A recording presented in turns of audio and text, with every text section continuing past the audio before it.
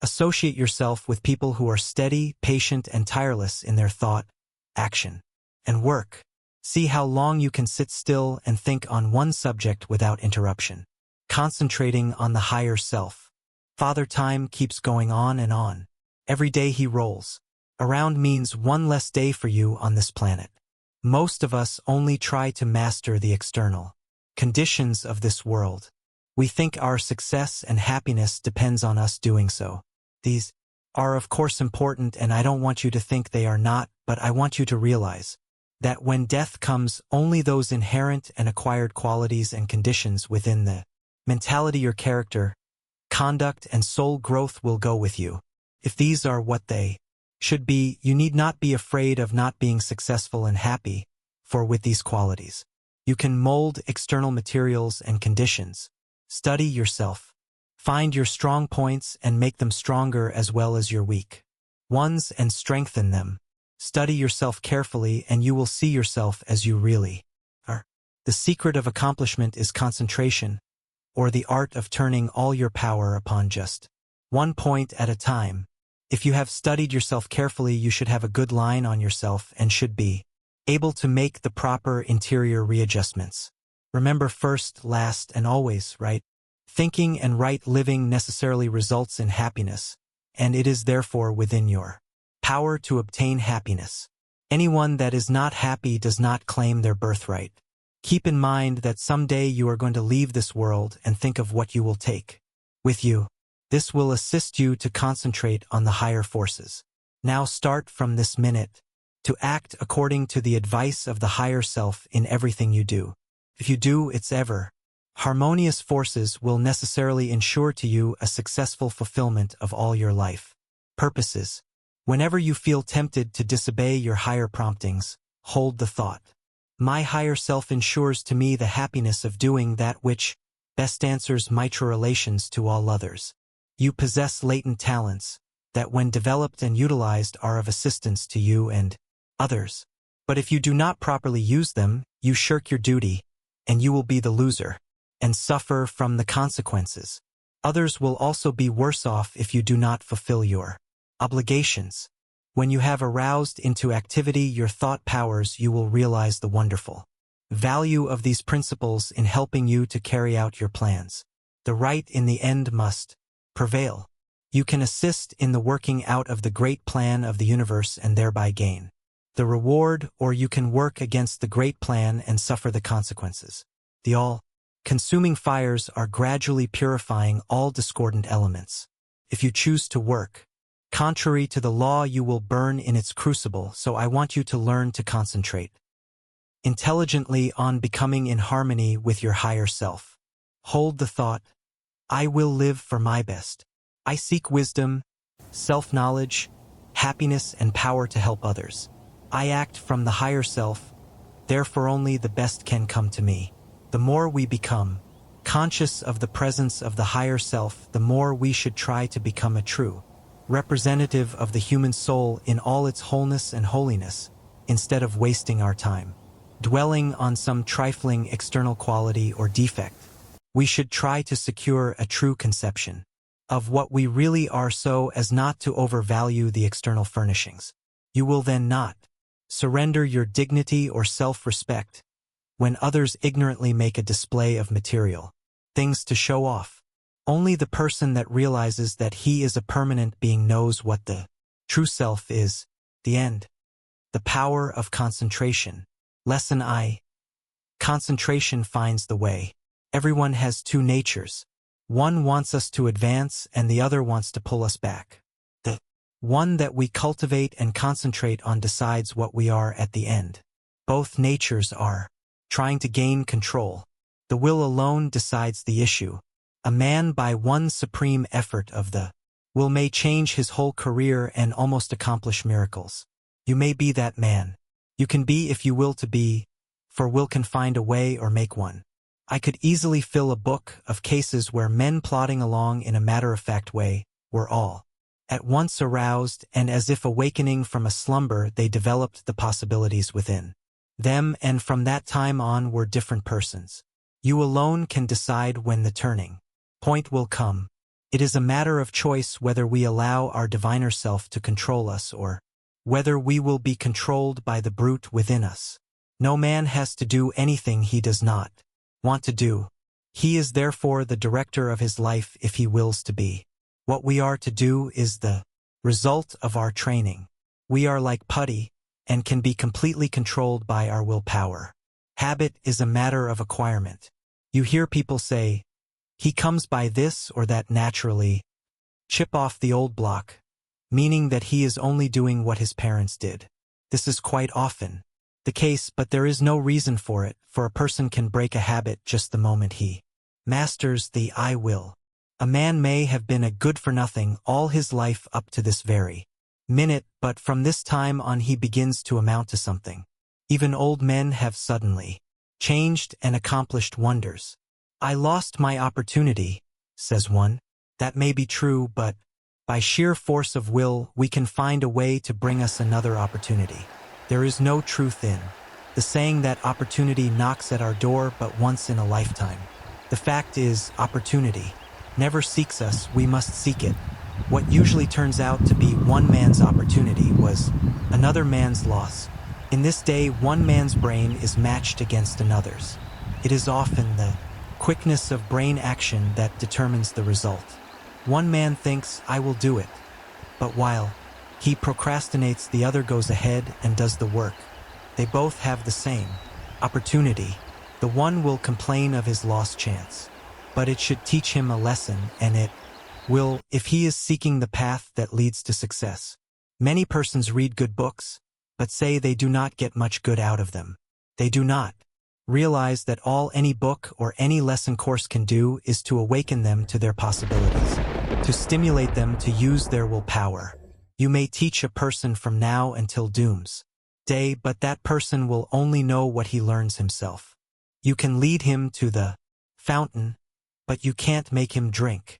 One of the most beneficial practices I know of is that of looking for the good in everyone and everything, for there is good in all things. We encourage a person by seeing his good qualities, and we also help ourselves by looking for them.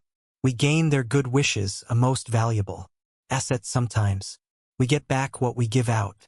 The time comes when most all of us need encouragement, need buoying up. So form the habit of encouraging others, and you will find it a wonderful tonic for both those encouraged and yourself, for you will get back encouraging and uplifting thoughts. Life furnishes us the opportunity to improve, but whether we do it or not depends upon how near we live up to what is expected of us. The first of each month, a person should sit down and examine the progress he has made. If he has not come up to expectations, he should discover the reason, and by extra exertion measure up to what is demanded next time. Every time that we fall behind what we plan to do, we lose just so much, for that time is gone forever. We may find a reason for doing it, but most excuses are poor substitutes for action. Most things are possible. Ours may be a hard task, but the harder the task, the greater the reward. It is the difficult things that really develop us. Anything that requires only a small effort utilizes very few of our faculties and yields a scanty harvest of achievement. So do not shrink from a hard task, for to accomplish one of these will often bring us more good than a dozen lesser triumphs. I know that every man that is willing to pay the price can be a success. The price is not in money but in effort. The first essential quality for success is the desire to do, to be something. The next thing is to learn how to do it. The next to carry it into execution. The man that is the best able to accomplish anything is the one with a broad mind. The man that has acquired knowledge that may, it is true, be foreign to this particular case, but is, nevertheless, of some value in all cases. So the man that wants to be successful must be liberal. He must acquire all the knowledge that he can. He must be well posted not only in one branch of his business but in every part of it. Such a man achieves success. The secret of success is to try always to improve yourself no matter where you are or what your position. Learn all you can. Don't see how little you can do, but how much you can do. Such a man will always be in demand, for he establishes the reputation of being a hustler. There is always room for him because progressive firms never let a hustler leave their employment if they can help it. The man that reaches the top is the gritty, plucky, hard worker and never the timid, uncertain, slow worker. An untried man is seldom put in a position of responsibility and power. The man selected is one that has done something, achieved results in some line, or taken a lead in his department. He is placed there because of his reputation of putting vigor and virility into his efforts and because he has previously shown that he has pluck and determination. The man that is chosen at the crucial time is not usually a genius. He does not possess any more talent than others, but he has learned that results can only be produced by untiring, concentrated effort, that miracles in business do not just happen. He knows that the only way they will happen is by sticking to a proposition and seeing it through. That is the only secret of why some succeed and others fail. The successful man gets used to seeing things accomplished and always feels sure of success. The man that is a failure gets used to seeing failure, expects it, and attracts it to him. It is my opinion that with the right kind of training every man could be a success. It is really a shame that so many men and women, rich in ability and talent, are allowed to go to waste, so to speak. Someday I hope to see a millionaire philanthropist start a school for the training of failures. I am sure he could not put his money to a better use. In a year's time, the science of practical psychology could do wonders for him. He could have agencies on the lookout for men that had lost their grip on themselves, that had through indisposition weakened their will, that through some sorrow or misfortune had become discouraged. First, all they need is a little help to get them back on their feet, but usually they get a knock downwards instead. The result is that their latent powers never develop and both they and the world are the losers. I trust that in the near future, someone will heed the opportunity of using some of his millions in arousing men that have begun to falter. All they need to be shown is that there is within them an omnipotent source that is ready to aid them, providing they will make use of it. Their minds only have to be turned from despair to hope to make them regain their hold. When a man loses his grip today, he must win his redemption by his own will. He will get little encouragement or advice of an inspiring nature. He must usually regain the right road alone. He must stop dissipating his energies and turn his attention to building a useful career. Today we must conquer our weakening tendencies alone. Don't expect anyone to help you. Just take one big brace, make firm resolutions, and resolve to conquer your weaknesses and vices. Really, none can do this for you. They can encourage you. That is all. I can think of nothing but lack of health that should interfere with one becoming successful. There is no other handicap that you should not be able to overcome. To overcome a handicap, all that it is necessary to do is to use more determination and grit and will. The man with grit and will may be poor today and wealthy in a few years. Willpower is a better asset than money.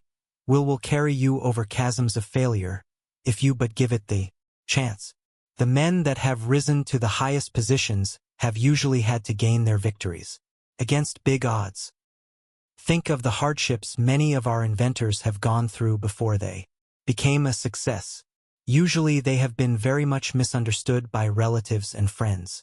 Very often they did not have the bare necessities of life. Yet, by sheer determination and resolute courage, they managed to exist somehow until they perfected their inventions, which afterwards greatly helped in bettering the condition of others. Everyone really wants to do something, but there are few that will put forward the needed effort to make the necessary sacrifice to secure it. There is only one way to accomplish anything, and that is to go ahead and do it. A man may accomplish almost anything today if he just sets his heart on doing it and lets nothing interfere with his progress. Obstacles are quickly overcome by the man that sets out to accomplish his heart's desire. The bigger the man, the smaller the obstacle appears. The smaller the man, the greater the obstacle appears. Always look at the advantage you gain by overcoming obstacles, and it will give you the needed courage for their conquest. Do not expect that you will always have easy sailing.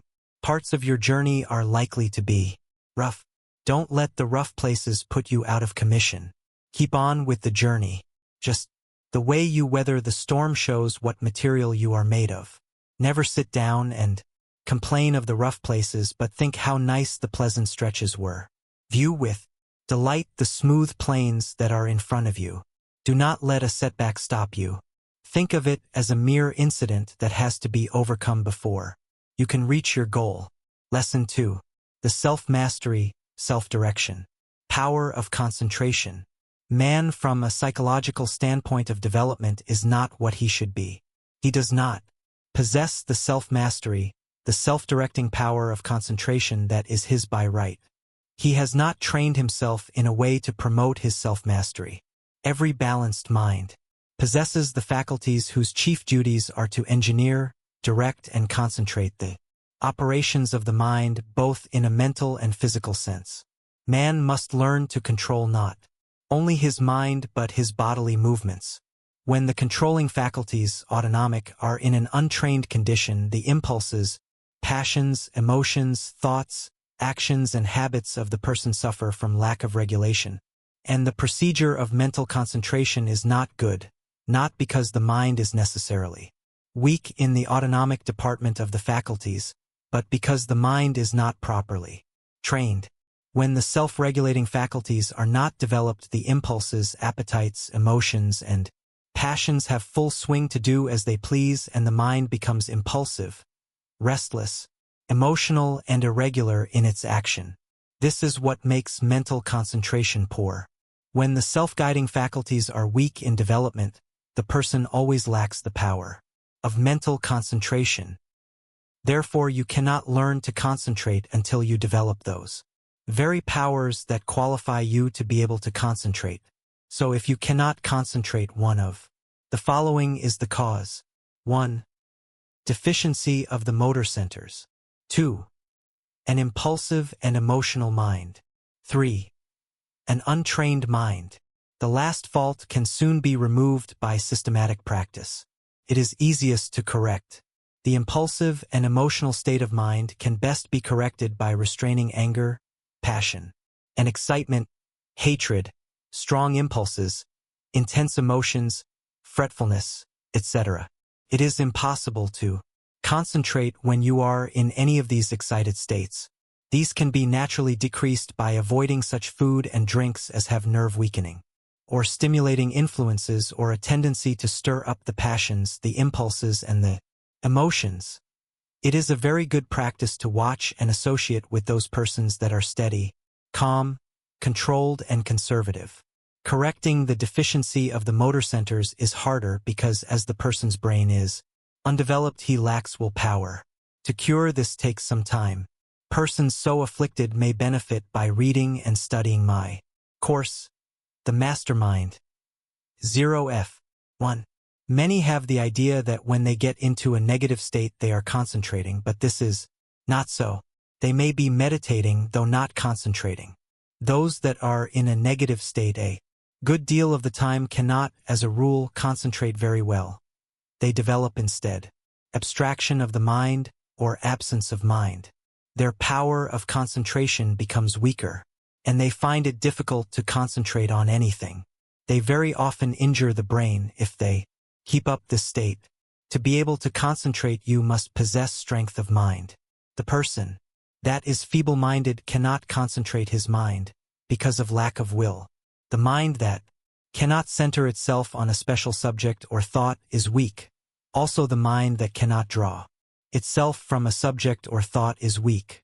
But the person that can center his mind on any problem, no matter what it is, and remove any unharmonious impressions has strength of mind.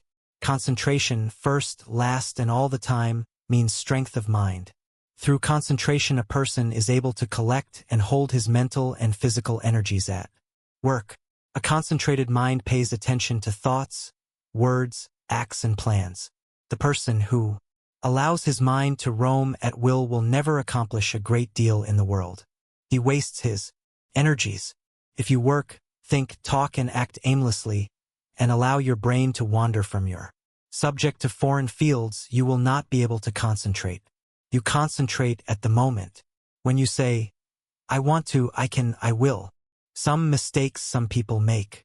If you waste your time reading sensational stories or worthless newspaper items, you excite the impulsive and the emotional faculties, and this means you are weakening your power of concentration.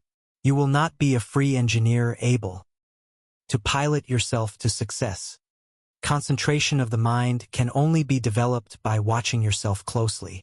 All kinds of development commence with close attention. You should regulate your every thought and feeling. When you commence to watch yourself and your own acts and also the acts of other people, you use the faculties of autonomy, and as you continue to do so, you improve your faculties until in time you can engineer your every thought, wish, and plan. To be able to focalize the mind on the object at hand in a conscious manner leads to concentration. Only the trained mind can focalize, to hold a thought before it until all the faculties shall have had time to consider that thought is concentration. The person that cannot direct his thoughts, wishes, plans, resolutions, and studies cannot possibly succeed to the fullest extent. The person that is impulsive one moment and calm the next has not the proper control over himself. He is not a master of his mind, nor of his thoughts, feelings, and wishes. Such a person cannot be a success. When he becomes irritated, he irritates others and spoils all chances of any concern doing their best. But the person that can direct his energies and hold them at work in a concentrated manner controls his every work and act, and thereby gains power to control others. He can make his every move serve a useful end and every thought a noble purpose. In this day, the man that gets excited and irritable should be looked upon as an undesirable person. The person of good breeding now speaks with slowness and deliberation. He is cultivating more and more of a reposeful attitude. He is consciously attentive and holds his mind to one thing at a time. He shuts out everything else. When you are talking to anyone, give him your sole and undivided attention. Do not let your attention wander or be diverted. Give no heed to anything else, but make your will and intellect act in unison. Start out in the morning and see how self-poised you can remain all day. Times taken. Inventory of your actions during the day and see if you have kept your determination. If not, see that you do tomorrow. The more self-poised you are, the better will your concentration be. Never be in too much of a hurry. And remember, the more you improve your concentration, the greater are your possibilities. Concentration means success because you are better able to govern yourself and centralize your mind. You become more in earnest in what you do, and this almost invariably improves your chances for success. When you are talking to a person, have your own plans in mind. Concentrate your strength upon the purpose you are talking about. Watch his every move, but keep your own plans before you. Unless you do, you will waste your energy and not accomplish as much as you should. I want you to watch the next person you see that has the reputation of being a strong character, a man of force. Watch and see what a perfect control he has over his body. Then I want you to watch just an ordinary person. Notice how he moves his eyes, arms, fingers. Notice the useless expenditure of energy. These movements all break down the vital cells and lessen the person's power in vital and nerve directions. It is just as important for you to conserve your nervous forces as it is the vital forces. As an example, we see an engine going along the track very smoothly. Someone opens all the valves and the train stops. It is the same with you. If you want to use your full amount of steam, you must close your valves and direct your power of generating mental steam toward one end. Center your mind on one purpose, one plan, one transaction. There is nothing that uses up nerve force so quickly as excitement. This is why an irritable person is never magnetic. He is never admired or loved. He does not develop those finer qualities that a real gentleman possesses. Anger, sarcasm, and excitement weaken a person in this direction.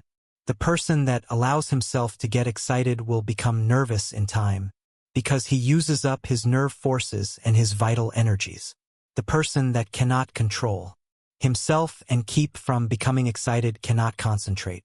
When the mind can properly concentrate, all the energy of every microscopic cell is directed into one channel, and then there is a powerful personal influence generated.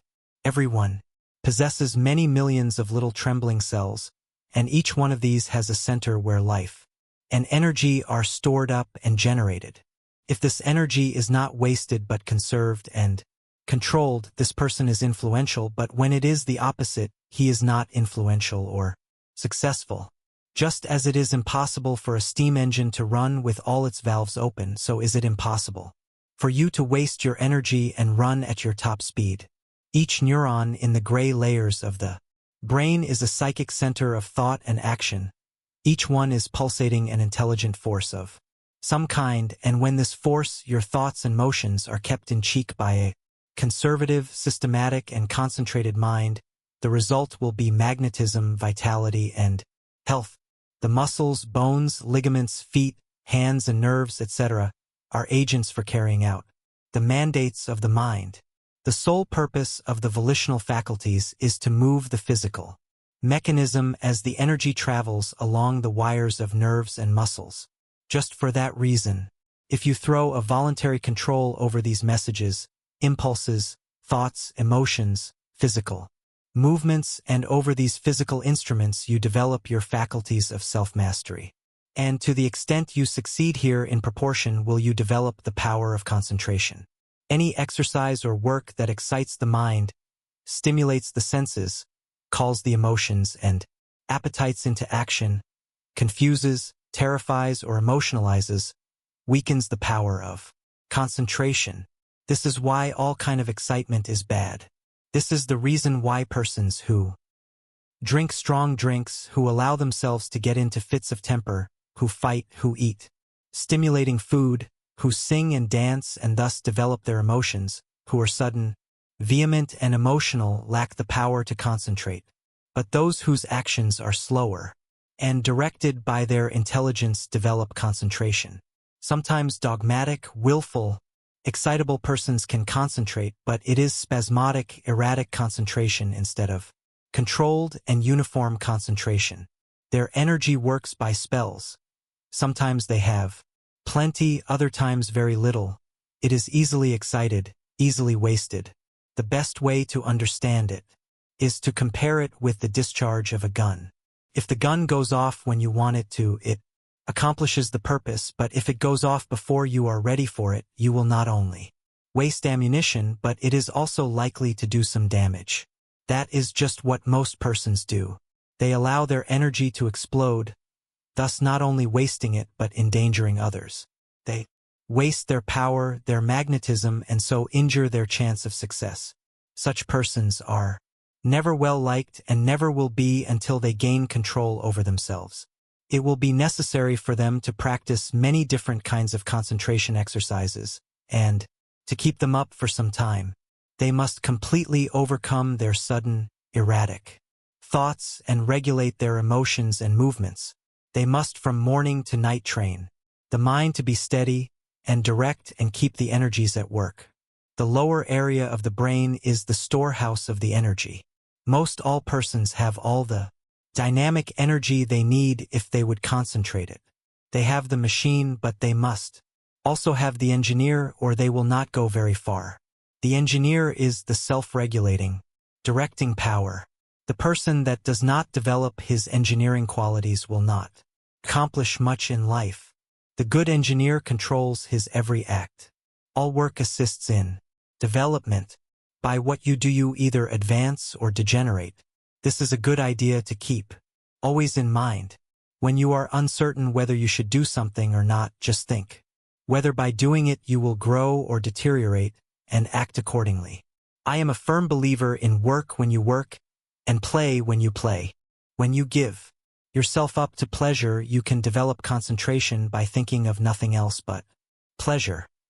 When your mind dwells on love, think of nothing but this, and you will find you can develop a more intense love than you ever had before. When you concentrate your mind on the you or real self and its wonderful possibilities, you develop concentration and a higher opinion of yourself. By doing this systematically, you develop much power because you cannot be systematic without concentrating on what you are doing. When you walk out into the country and inhale the fresh air, studying vegetation, trees, etc., you are concentrating. When you see that you are at your place of business at a certain time each morning, you are developing steadiness of habit and becoming systematic. If you form the habit of being on time one morning, a little late the next, and still later the following one, you are not developing concentration, but whenever you fix your mind on a certain thought and hold your mind on it at successive intervals, you develop concentration. If you hold your mind on some chosen object, you centralize your attention, just like the lens of the camera centralizes on a certain landscape. Therefore, always hold your mind on what you are doing, no matter what it is. Keep a careful watch over yourself, for unless you do, your improvement will be very slow. Practice inhaling long, deep breaths, not simply for the improvement of health, although that is no small matter, but also for the purpose of developing more power, more love, more life. All work assists in development. You may think it foolish to try to develop concentration by taking muscular exercises, but you must not forget that the mind is associated with muscle and nerve. When you steady your nerves and muscles, you steady your mind, but let your nerves get out of order and your mind will become erratic, and you will not possess the power of direction, which, in other words, is concentration. Therefore, you understand how important exercises that steady the nerves and muscles are in developing concentration. Everyone is continually receiving impulses that must be directed and controlled if one is to lead a successful life. That is the reason why a person must control the movements of his eyes, feet, fingers, etc. This is another reason why it is important to control his breathing. The slow, deep, prolonged exhalations are of wonderful value. They steady the circulation, the heart action, muscles, and nerves of the mind. If the heart flutters, the circulation is not regular, and when the lung action is uneven, the mind becomes unsteady and not fit for concentration. This is why controlled breathing is very important as a foundation for physical health. You must not only concentrate your mind, but also the action of the eyes, ears, and fingers. Each of these contain miniature minds that are controlled by the master engineer. You will develop much quicker if you thoroughly realize this. If you have ever associated with big men or read their biographies, you will find that they usually let the others do the talking. It is much easier to talk than it is to listen. There is no better exercise for concentration than to pay close attention when someone is talking. Besides learning from what they have to say, you may develop both mental and physical concentration. When you shake hands with someone, just think of your hand as containing hundreds of individual minds, each having an intelligence of its own. When you put this feeling into your handshake, it shows personality. When you shake hands in a listless way, it denotes timidity, lack of force and power of personality. When the hand grip is very weak and stiff, the person has little love in his nature, no passion and no magnetism. When the handshake is just the opposite, you will find that the nature is also. The loveless person is non-magnetic, and he shows that he is by his non-magnetic handshake. When two developed souls shake hands, their clasps are never light. There is a thrill that goes through both when the two currents meet. Love arouses the opposite currents of the positive and negative natures. When there is no love, life loses its charm. The hand quickly shows when love is being aroused. This is why you should study the art of handshaking and develop your social affections. Person that loves his kind reflects love, but a person that hates reflects hate. The person with a bad nature, a hateful disposition, evil thoughts and feeling is erratic, freakish and fitful. When you allow yourself to become irritable, watch how you breathe and you will learn a valuable lesson. Watch how you breathe when you are happy. Watch your breathing when you harbor hate. Watch how you breathe when you feel in love with the whole world and noble emotions thrill you. When filled with good thoughts, you breathe a plentiful supply of oxygen into your lungs and love fills your soul. Love develops a person, physically, mentally, and socially. Breathe deeply when you are happy and you will gain life and strength. You will steady your mind and you will develop your power of concentration and become magnetic and powerful. If you want to get more out of life, you must think more of love. Unless you have real affection for something, you have no sentiment, no sweetness, no magnetism. So arouse your love affections by your will and enter into a fuller life. The hand of love always magnetizes, but it must be steady and controlled.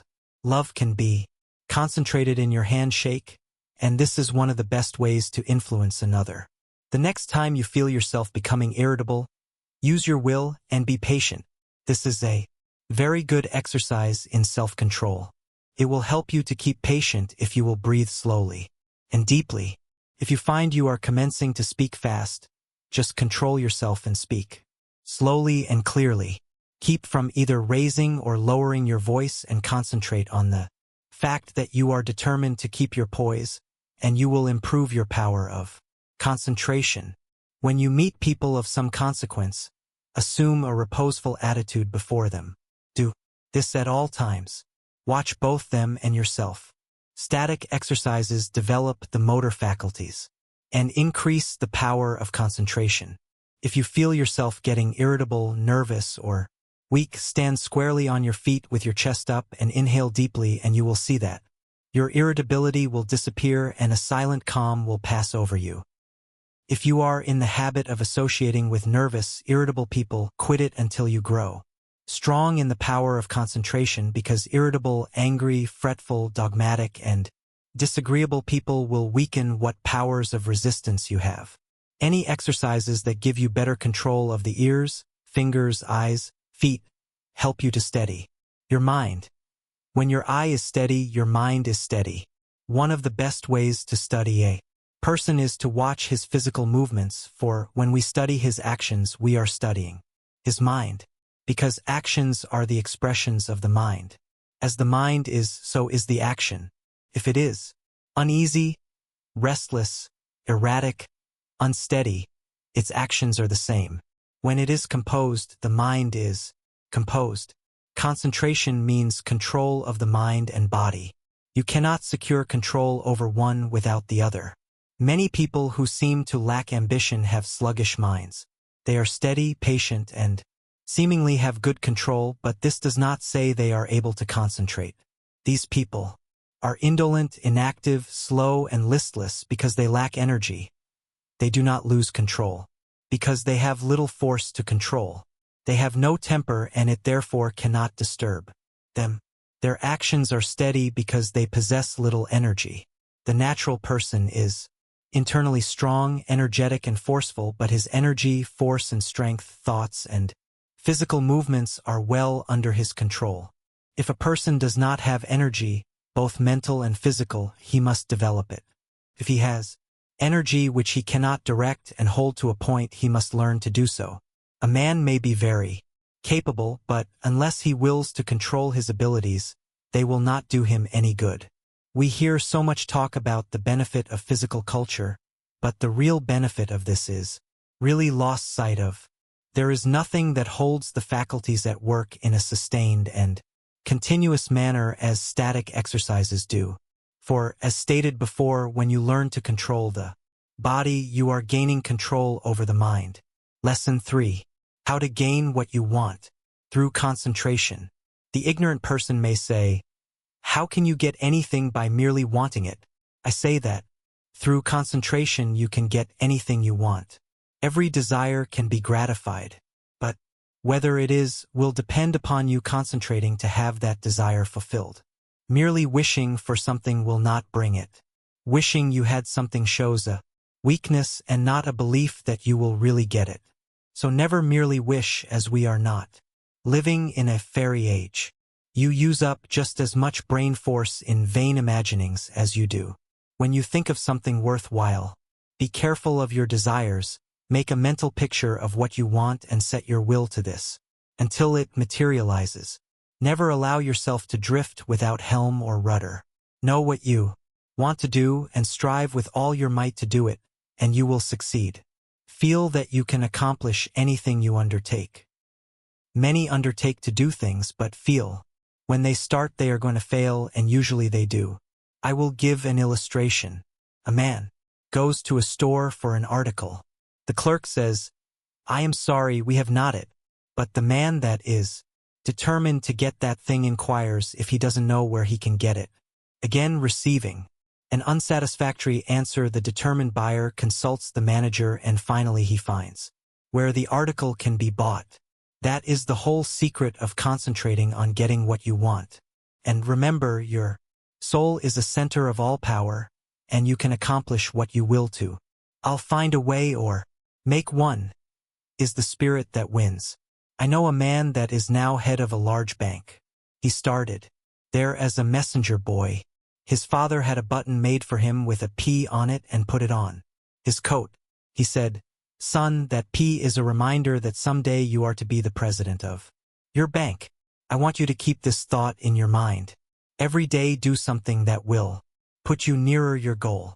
Each night after supper he would say, "Son, what did you do today?" In this way the thought was always kept in mind. He concentrated on becoming president of that bank, and he did. His father told him never to tell anyone what that P stood for. A good deal of fun was made of it by his associates, and they tried to find out what it stood for, but they never did until he was made president, and then he told the secret. Don't waste your mental powers in wishes. Don't dissipate your energies by trying to satisfy every whim. Concentrate on doing something really worthwhile. The man that sticks to something is not the man that fails. Power to him who power exerts. Emerson. Success today depends largely on concentrating on the interior law of force, for when you do this you awaken those thought powers or forces which, when used in business, ensures permanent results. Until you are able to do this, you have not reached your limit in the use of your forces. This great universe is interwoven with myriads of forces. You make your own place, and whether it is important depends upon you. Through the indestructible and unconquerable law you can in time accomplish all right things, and therefore do not be afraid to undertake whatever you really desire to accomplish and are willing to pay for in effort. Anything that is right is possible. That which is necessary will inevitably take place. If something is right, it is your duty to do it, though the whole world thinks it to be wrong. God and one are always a majority, or in plain words, that omnipotent interior law which is God, and the organism that represents you is able to conquer the whole world if your cause is absolutely just. Don't say, "I wish I was a great man." You can do anything that is proper and you want to do. Just say you can, you will, you must. Just realize this, and the rest is easy. You have the latent faculties and forces to subdue anything that tries to interfere with your plans. Let the troubles and responsibilities of life come thick and fast. I am ready for them. My soul is unconquerable. I represent the infinite law of force, or of all power. This God within is my all-sufficient strength and ever-present hell-pin time of trouble. The more difficulties, the greater its triumphs through me. The harder my trials, the faster I go in the development of my inherent strength. Let all else fail me. This interior reliance is all-sufficient. The right must prevail. I demand wisdom and power to know and follow the right. My higher self is all-wise. I now draw nearer to it. Lesson 4. Concentration, the silent force that produces results in all business. I want you first to realize how powerful thought is. A thought of fear has turned a person's hair gray in a night. A prisoner condemned to die was told that if he would consent to an experiment and lived through it, he would be freed. He consented. They wanted to see how much blood a person could lose and still live. They arranged that blood would apparently drop from a cut made in his leg. The cut made was very slight, from which practically no blood escaped. The room was darkened, and the prisoner thought the dropping he heard was really coming from his leg. The next morning he was dead through mental fear. The two above illustrations will give you a little idea of the power of thought. To thoroughly realize the power of thought is worth a great deal to you. Through concentrated thought power, you can make yourself whatever you please. By thought, you can greatly increase your efficiency and strength. You are surrounded by all kinds of thoughts, some good, others bad, and you are sure to absorb some of the latter if you do not build up a positive mental attitude. If you will study the needless moods of anxiety, worry, despondency, discouragement, and others that are the result of uncontrolled thoughts, you will realize how important the control of your thoughts are. Your thoughts make you what you are. When I walk along the street and study the different people's faces, I can tell how they spent their lives. It all shows in their faces, just like a mirror reflects their physical countenances. In looking in those faces, I cannot help thinking how most of the people you see have wasted their lives. The understanding of the power of thought will awaken possibilities within you that you never dreamed of. Never forget that your thoughts are making your environment, your friends, and as your thoughts change, these will also. Is this not a practical lesson to learn? Good thoughts are constructive. Evil thoughts are destructive. The desire to do right carries with it a great power.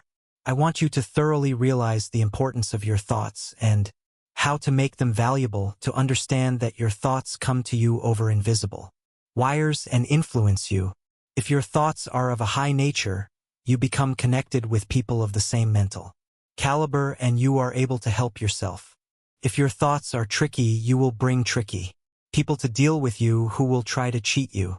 If your thoughts are right kind, you will inspire confidence in those with whom you are dealing.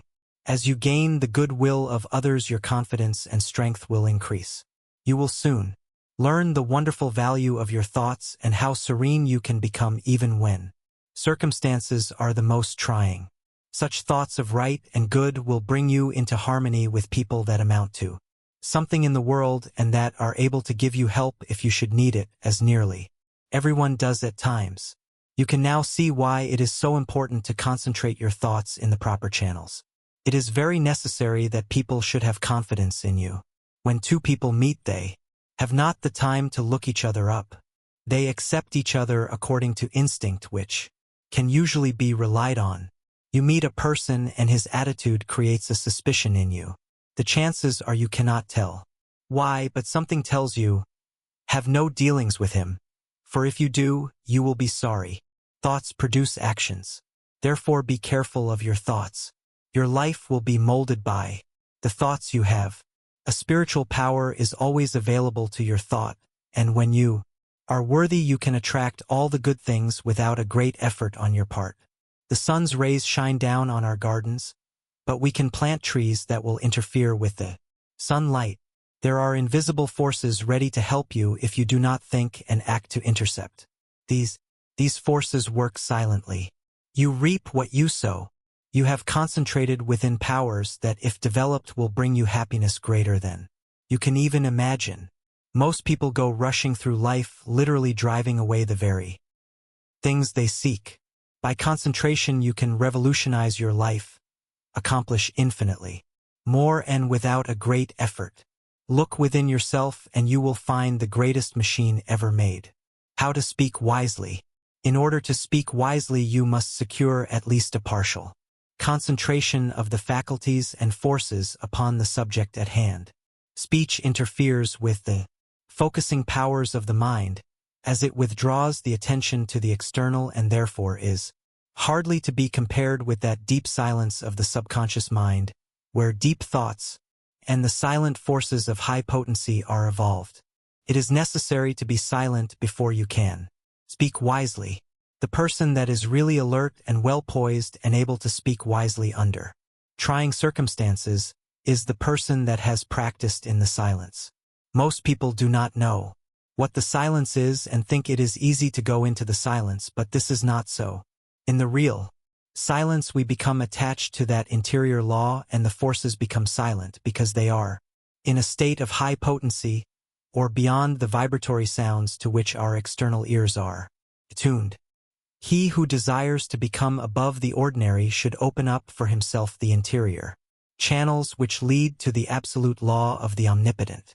You can only do this by persistently and intelligently practicing thought concentration. Hold the thought. In silence I will allow my higher self to have complete control. I will be true to my higher self. I will live true to my conception of what is right. I realize that it is to my self-interest to live up to my best. I demand wisdom so that I may act wisely for myself and others. In the next chapter 1 will tell you of the mysterious law, which links all humanity together, by the powers of cooperative thought, and chooses for us companionship and friends. Lesson V. How concentrated thought links all humanity together. It is within your power to gratify your every wish. Success is the result of the way you think. I will show you how to think to be successful. The power to rule and attract success is within yourself. The barriers that shut these off from you are subject to your control. You have unlimited power to think, and this is the link that connects you with your omniscient source. Success is the result of certain moods of mind or ways of thinking. These moods can be controlled by you and produced at will. You have been evolved to what you are from a lowly atom because you possess the power to think. This power will never leave you, but will keep urging you on until you reach perfection. As you evolve, you create new desires, and these can be gratified. The power to rule lies within you. The barriers that keep you from ruling are also within you. These are the barriers of ignorance.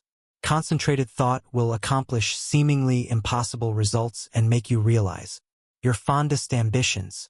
At the same time that you break down barriers of limitation, new ambitions will be awakened. You begin to experience conscious thought constructions.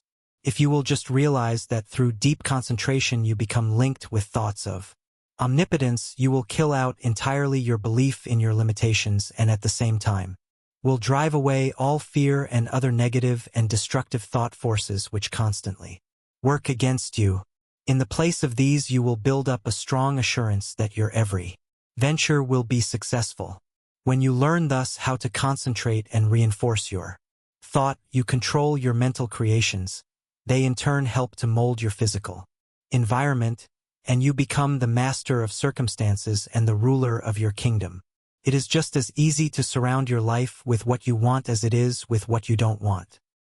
Is a question to be decided by your will. There are no walls to prevent you from getting what you want, providing you want what is right. If you choose something that is not right, you are in opposition to the omnipotent plans of the universe and deserve to fail. But if you will base your desires on justice and goodwill, you avail yourself of the helpful powers of universal currents, and instead of having a handicap to work against, can depend upon ultimate success, though the outward appearances may not at first be bright. Never stop to think of temporary appearances, but maintain an unfaltering belief in your ultimate success. Make your plans carefully, and see that they are not contrary to the tides of universal justice. The main thing for you to remember is to keep at bay the destructive and opposing forces of fear and anger and their satellites. There is no power so great as the belief which comes from the knowledge that your thought is in harmony with the divine laws of thought and the sincere conviction that your cause is right. You may be able seemingly to accomplish results for a time even if your cause is unjust, but the results will be temporary, and in time you will have to tear down your thought edifice and build on the true foundation of right. Plans that are not built on truth produce discordant vibrations and are therefore self-destructive. Never try to build until you can build right. It is a waste of time to do anything else.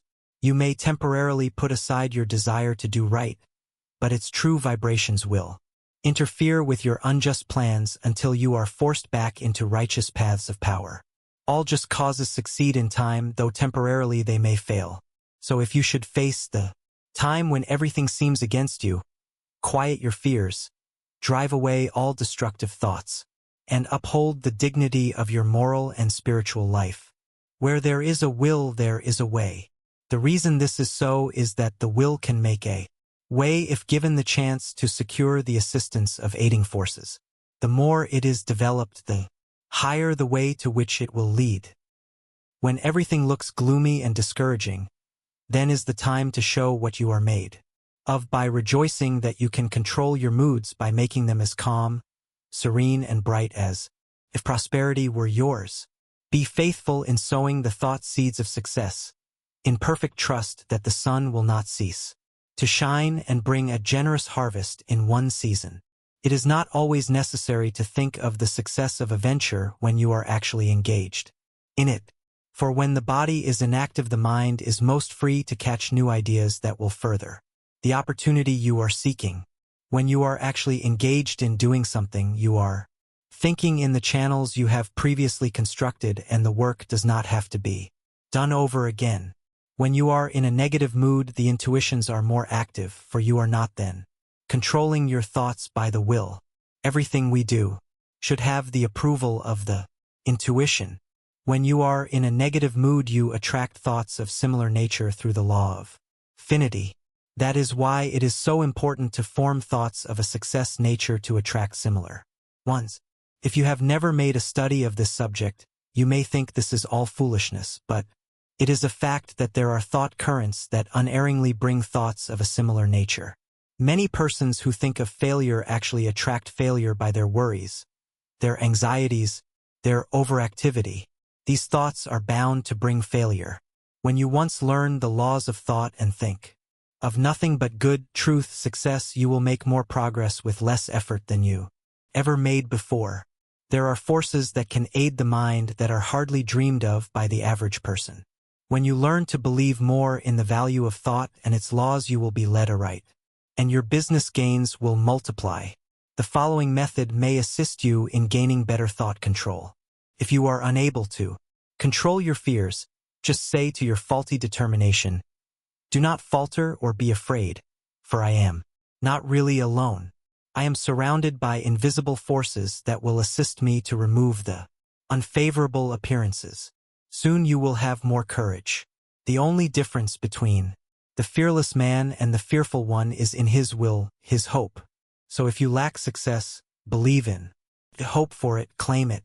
You can use the same method to brace up your thoughts of desire, aspiration, imagination, expectation, ambition, understanding, trust, and assurance. If you get anxious, angry, discouraged, undecided, or worried, it is because you are not receiving the cooperation of the higher powers of your mind. By your will you can so organize the powers of the mind that your moods change only as you want them to instead of as circumstances affect you. I was recently asked if I advised concentrating on what you eat or what you see while walking. My reply was that no matter what you may be doing, when in practice think of nothing else but that act at the time. The idea is to be able to control your unimportant acts. Otherwise you set up a habit that it will be hard to overcome, because your faculties have not been in the habit of concentrating. Your faculties cannot be disorganized one minute and organized the next. If you allow the mind to wander while you are doing small things, it will be likely to get into mischief and make it hard to concentrate on the important act when it comes. The man that is able to concentrate is the happy, busy man.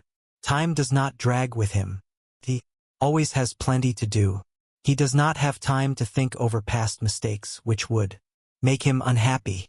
If despite our discouragement and failures, we claim our great heritage, life and truth and force, like an electric current, will permeate our lives until we enter into our birthright in eternity. The will does not act with clearness, decision, and promptness unless it is trained to do so. There are comparatively few that really know what they are doing every minute of the day. This is because they do not observe with sufficient orderliness and accuracy to know what they are doing. It is not difficult to know what you are doing all the time if you will just practice concentration and with a reposeful deliberation, and train yourself to think clearly, promptly, and decisive. If you allow yourself to worry or hurry in what you are doing, this will not be clearly photographed upon the sensitized plate of the subjective mind, and you, therefore, will not be really conscious of your actions.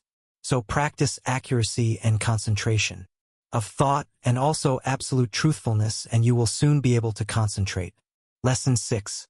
The training of the will to do. The will to do is the greatest power in the world that is concerned with human accomplishment, and no one can in advance determine its limits. The things that we do now would have been a few ages ago impossibilities. Today the safe maxim is, all things are possible. The will to do is a force that is strictly practical, yet it is difficult to explain just what it is. Can be compared to electricity because we know it only through its cause and effects. It is a power we can direct, and to just the extent we direct it do we determine our future. Every time you accomplish any definite act, consciously or unconsciously, you use the principle of the will. You can will to do anything whether it is right or wrong, and therefore the way you use your will makes a big difference in your life. Every person possesses some will to do. It is the inner energy which controls all conscious acts. What you will to do directs your life forces. All habits, good or bad, are the result of what you will to do. You improve or lower your condition in life by what you will to do. Your will has a connection with all avenues of knowledge, all activities, all accomplishment. You probably know of cases where people have shown wonderful strength under some excitement, similar to the following. The house of a farmer's wife caught on fire. No one was around to help her move anything. She was a frail woman, and ordinarily was considered weak. On this occasion she removed things from the house that it later took 3 men to handle. It was the will to do that she used to accomplish her task. Genius is but a will to do little things with infinite pains. Little things well done open the door of opportunity for bigger things. The will accomplishes its greater results through activities that grow out of great concentration in acquiring the power of voluntary attention to such an extent that we can direct it where we will and hold it steadily to its task until our aim is accomplished. When you learn so to use it, your willpower becomes a mighty force. Almost everything can be accomplished through its proper use. It is greater than physical force because it can be used to control not only physical but mental and moral forces. There are very few that possess perfectly developed and balanced willpower, but those who do easily crush out their weak qualities. Study yourself carefully. Find out your greatest weakness and then use your willpower to overcome it. In this way, eradicate your faults one by one until you have built up a strong character and personality. Rules for improvement. A desire arises. Now think whether this would be good for you. If it is not, use your willpower to kill out the desire, but on the other hand, if it is a righteous desire, summon all your willpower to your aid. Crush all obstacles that confront you and secure possession of the coveted good. Slowness in making decisions. This is a weakness of willpower. You know you should do something, but you delay doing it through lack of decision. It is easier not to do a certain thing than to do it, but conscience says to do it. The vast majority of persons are failures because of the lack of deciding to do a thing when it should be done. Those that are successful have been quick to grasp opportunities by making a quick decision. This power of will can be used to bring culture, wealth, and health. Some special pointers. For the next week, try to make quicker decisions in your little daily affairs. Set the hour you wish to get up and arise exactly at the fixed time. Anything that you should accomplish, do on or ahead of time. You want, of course, to give due deliberation to weighty matters, but by making quick decisions on little things you will acquire the ability to make quick decisions in bigger things. Never procrastinate. Decide quickly one way or the other, even at the risk of deciding wrong. Practice this for a week or two and notice your improvement. The lack of initiative. This too keeps many men from succeeding. They have fallen into the way of imitating others in all that they do. Very often we hear the expression, he seems clever enough, but he lacks initiative. Life for them is one continuous grind. Day after day, they go through the same monotonous round of duties, while those that are getting along are using their initiative to get greater fullness of life. There is nothing so responsible for poverty as this lack of initiative, this power to think and do for ourselves. You are as good as anyone. You have willpower, and if you use it, you will get your share of the luxuries of life. So use it to claim your own. Don't depend on anyone else to help you. We have to fight our own battles. All the world loves a fighter, while the coward is despised by all. Every person's problems are different. So I can only say, analyze your opportunities and conditions and study your natural abilities. Form plans for improvement and then put them into operation. Now, as I said before, don't just say, I am going to do so and so, but carry your plan into execution. Don't make an indefinite plan, but a definite one, and then don't give up until your object has been accomplished. Put these suggestions into practice with true earnestness, and you will soon note astonishing results, and your whole life will be completely changed. An excellent motto for one of pure motives is, through my willpower I dare do what I want to. You will find this affirmation has a very strengthening effect. The spirit of perseverance, the spirit of stick-to-itiveness, is the one that wins. Many go just so far and then give up, whereas if they had persevered a little longer, they would have won. Many have much initiative, but instead of concentrating it into one channel, they diffuse it through several, thereby dissipating it to such an extent that its effect is lost. Develop more determination, which is only the will to do, and when you start out to do something, stick to it until you get results. Of course, before starting anything you must look ahead and see what the finish leads to. You must select a road that will lead to somewhere rather than nowhere. The journey must be productive of some kind of substantial results.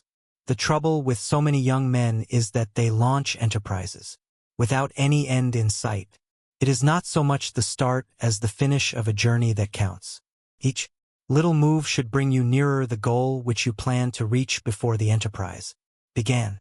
Lack of perseverance is nothing but the lack of the will to do. It takes the same energy to say, I will continue, as to say, I give up. Just the moment you say the latter, you shut off your dynamo, and your determination is gone. Every time you allow your determination to be broken, you weaken it. Don't forget this. Just the instant you notice your determination beginning to weaken, concentrate on it, and by sheer willpower make it continue on the job. Never try to make a decision when you are not in a calm state of mind. If in a quick temper, you are likely to say things you afterwards regret. In anger, you follow impulse rather than reason. No one can expect to achieve success if he makes decisions when not in full control of his mental forces. Therefore, make it a fixed rule to make decisions only when at your best. If you have a quick temper, you can quickly gain control over it by simple rule of counting backwards. To count backwards requires concentration, and you thus quickly regain a calm state. In this way you can break the temper habit. It will do you a lot of good to think over what you said and thought the last time you were angry. Persevere until you see yourself as others see you.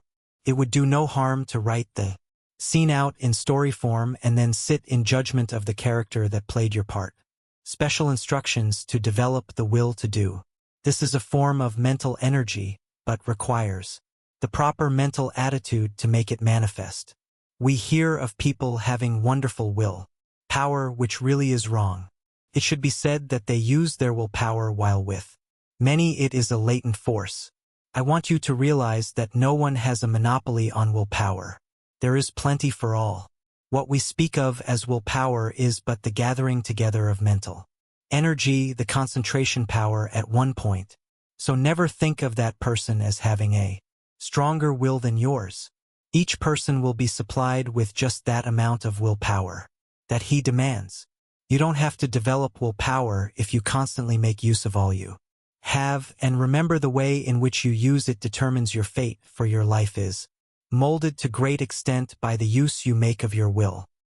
Unless you make proper use of it, you have neither independence nor firmness. You are unable to control yourself and become a mere machine for others to use. It is more important to learn to use your will than to Develop your intellect. The man that has not learned how to use his will rarely decides things for himself but allows his resolutions to be changed by others. He fluctuates from one opinion to another, and of course does not accomplish anything out of the ordinary, while his brother with the trained will takes his place among the world's leaders. Lesson 7. The concentrated mental demand. The mental demand is the potent force in achievement. The attitude of the mind affects the expression of the face, determines action, changes our physical condition, and regulates our lives. I will not here attempt to explain the silent force that achieves results. You want to develop your mental powers so you can affect the thing sought, and that is what I want to teach you. There is wonderful power and possibility in the concentrated mental demand. This, like all other forces, is controlled by laws. It can, like all other forces, be wonderfully increased by consecutive, systematized effort. The mental demand must be directed by every power of the mind, and every possible element should be used to make the demand materialize. You can so intently desire a thing that you can exclude all distracting thoughts. When you practice this singleness of concentration until you attain the end sought, you have developed a will capable of accomplishing whatever you wish. As long as you can only do the ordinary things, you will be counted in the mass of mediocrity. But just as quick as you surpass others by even comparatively small measure, you are classed as one of life's successes. So, if you wish to emerge into prominence, you must accomplish something more than the ordinary man or woman. It is easy to do this if you will but concentrate on what you desire and put forth your best effort. It is not the runner with the longest legs or the strongest muscles that wins the race, but the one that can put forth the greatest desire force. You can best understand this by thinking of an engine.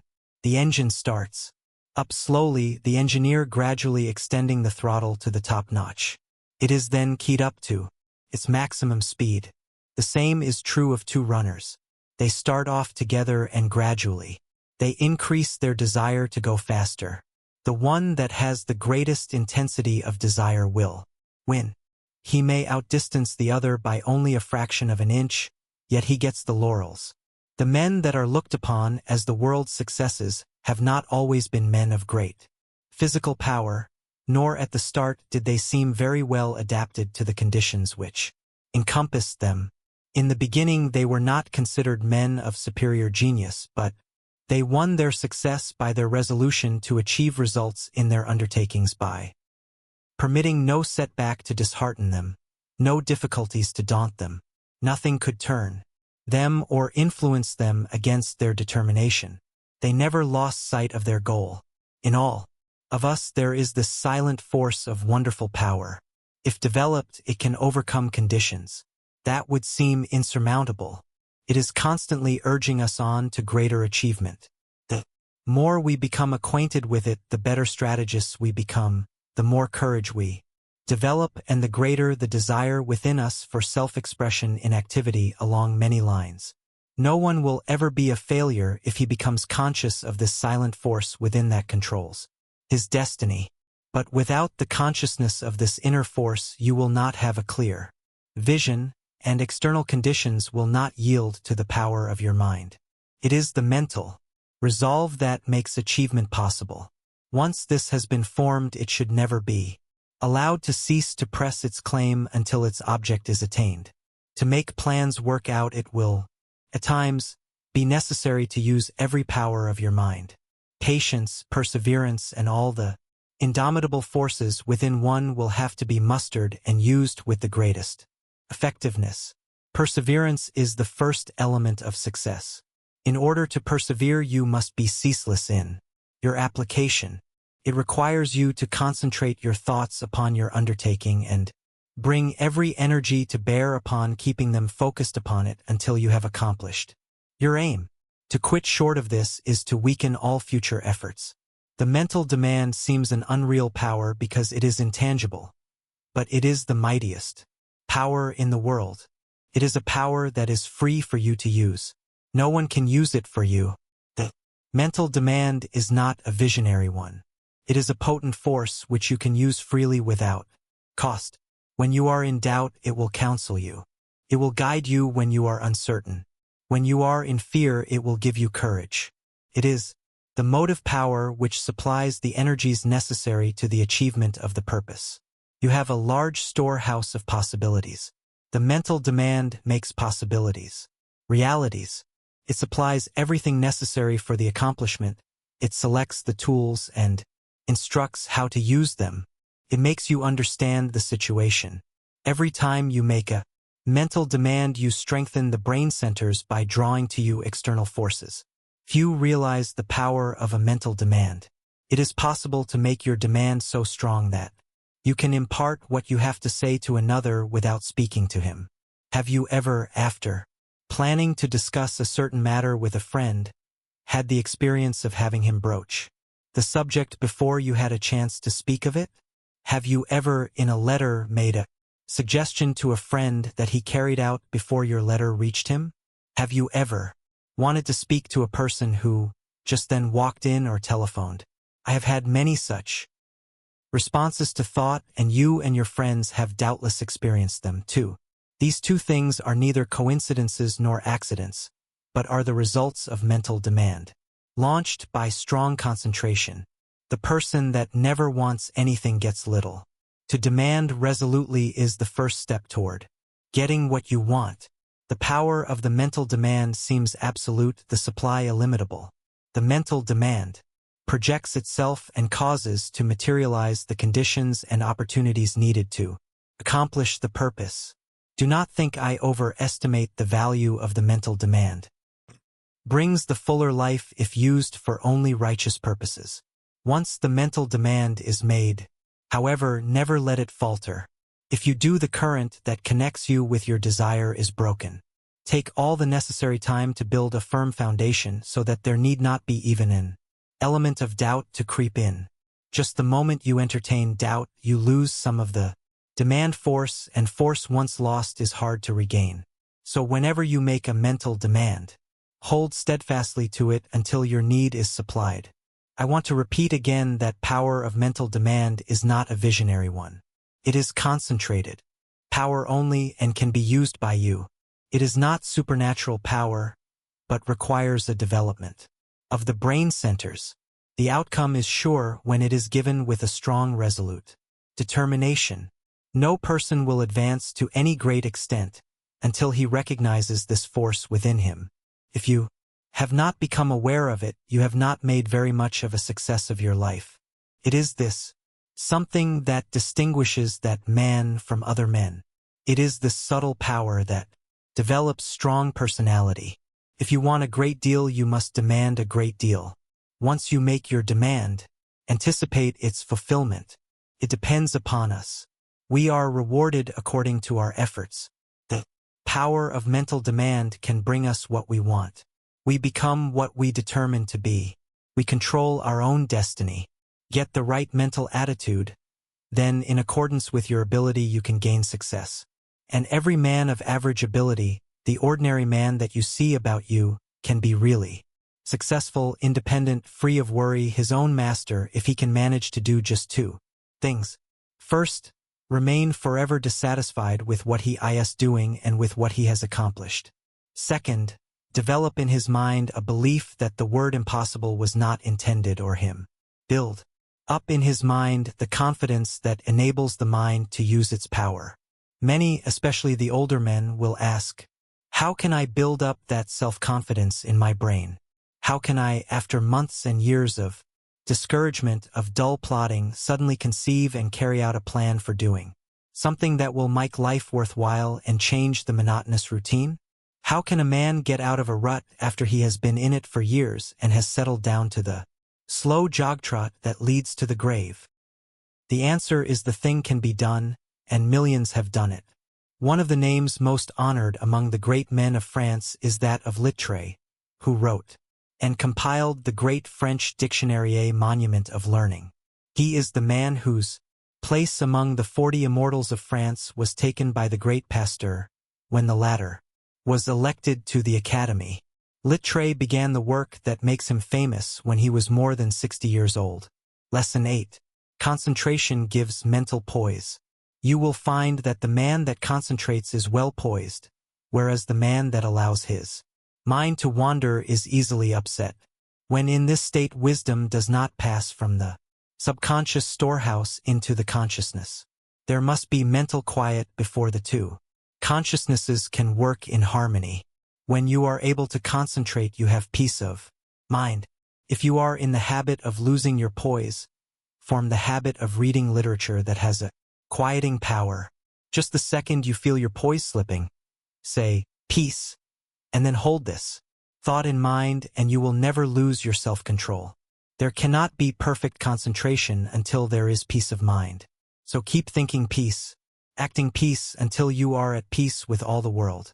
For when once you have reached this state, there will be no trouble to concentrate on anything you wish. When you have peace of mind, you are not timid or anxious or fearful or rigid, and you will not allow any disturbing thought to influence you. You cast aside all fears and think of yourself as a spark of the divine being, as a manifestation of the one universal principle that fills all space and time. Think of yourself thus as a child of the infinite, possessing infinite possibilities. Write on a piece of paper, I have the power to do and to be whatever I wish to do and be. Keep this mentally before you, and you will find the thought will be of great help to you. The mistake of concentrating on your business while away. In order to be successful today, you must concentrate, but don't become a slave to concentration and carry your business cares home. Just as sure as you do, you will be burning the life forces at both ends, and the fire will go out much sooner than was intended. Many men become so absorbed in their business that when they go to church they do not hear the preacher because their minds are on their business. If they go to the theater, they do not enjoy it because their business is on their minds. When they go to bed, they think about business instead of sleep and wonder why they don't sleep. This is the wrong kind of concentration and is dangerous. It is involuntary. When you are unable to get anything out of your mind, it becomes unwholesome, as any thought held continuously causes weariness of the flesh. It is a big mistake to let a thought rule you instead of ruling it. He who does not rule himself is not a success. If you cannot control your concentration, your health will suffer. So never become so absorbed with anything that you cannot lay it aside and take up another. This is self-control. Concentration is paying attention to a chosen thought. Everything that passes before the eye makes an impression on the subconscious mind, but unless you pay attention to some certain thing, you will not remember what you saw. For instance, if you walk down a busy street without seeing anything that attracted your particular attention, you could not recall anything you saw. So you see only what attracts your attention. If you work, you only see and remember what you think about. When you concentrate on something, it absorbs your whole thought. Self-study valuable. Everyone has some habits that can be overcome by concentration. We will say, for instance, you are in the habit of complaining or finding fault with yourself or others, or imagining that you do not possess the ability of others, or feeling that you are not as good as someone else, or that you cannot rely on yourself, or harboring any similar thoughts or thoughts of weakness. These should be cast aside, and instead thoughts of strength should be put in their place. Just remember, every time you think of yourself as being weak in some way, you are making yourself so by thinking you are. Our mental conditions make us what we are. Just watch yourself and see how much time you waste in worrying, fretting, and complaining. The more of it you do, the worse off you are. Just the minute you are aware of thinking a negative thought, immediately change to a positive one. If you start to think of failure, change to thinking of success. You have the germ of success within you. Care for it the same as the setting hen broods over the eggs, and you can make it a reality. You can make those that you come in contact with feel as you do, because you radiate vibrations of the way you feel, and your vibrations are felt by others. When you concentrate on a certain thing, you turn all the rays of your vibrations on this. Thought is the directing power of all life's vibrations. If a person should enter a room with a lot of people and feel as If he were a person of no consequence, no one would know he was there unless they saw him, and even if they did, they would not remember seeing him because they were not attracted towards him. But let him enter the room feeling that he was magnetic and concentrating on this thought, others would feel his vibration. So remember, the way you feel you can make others feel. This is the law. Make yourself a concentrated dynamo from which your thoughts vibrate to others. Then you are a power in the world. Cultivate the art of feeling, for as I said before, you can only make others feel what you feel. If you will study all of the great characters of history, you will find that they were enthusiastic. First, they were enthusiastic themselves, and then they could arouse others. Enthusiasm. It is latent in everyone. It is a wonderful force when once aroused. All public men to be a success have to possess it. Cultivate it by concentration. Set aside some hour of the day wherein to hold rapt converse with the soul. Meditate with sincere desire and contrite heart, and you will be able to accomplish that which you have meditated on. This is the keynote of success. Think, speak, and act just as you wish to be, and you will be that which you wish to be. You are just what you think you are and not what you may appear to be. You may fool others, but not yourself. You may control your life and actions just as you can control your hands. If you want to raise your hand, you must first think of raising it. If you want to control your life, you must first control your thinking. Easy to do, is it not? Yes, it is, if you will but concentrate on what you think about, for he only can that says he will. How can we secure concentration? To this question, the first and last answer must be by interest and strong motive. The stronger the motive, the greater the concentration. Eustace Miller, M.D. The successful lives are the concentrated lives. The utterly helpless multitude that sooner or later have to be cared for by charity are those that were never able to concentrate and who have become the victims of negative ideas. Train yourself so you will be able to centralize your thought and develop your brain power and increase your mental energy, or you can be a slacker, a drifter, a quitter, or a sleeper. It all depends on how you concentrate or centralize your thoughts. Your thinking then becomes a fixed power, and you do not waste time thinking about something that would not be good for you. You pick out the thoughts that will be the means of bringing you what you desire, and they become a material reality. Whatever we create in the thought world will someday materialize. That is the law. Don't forget this.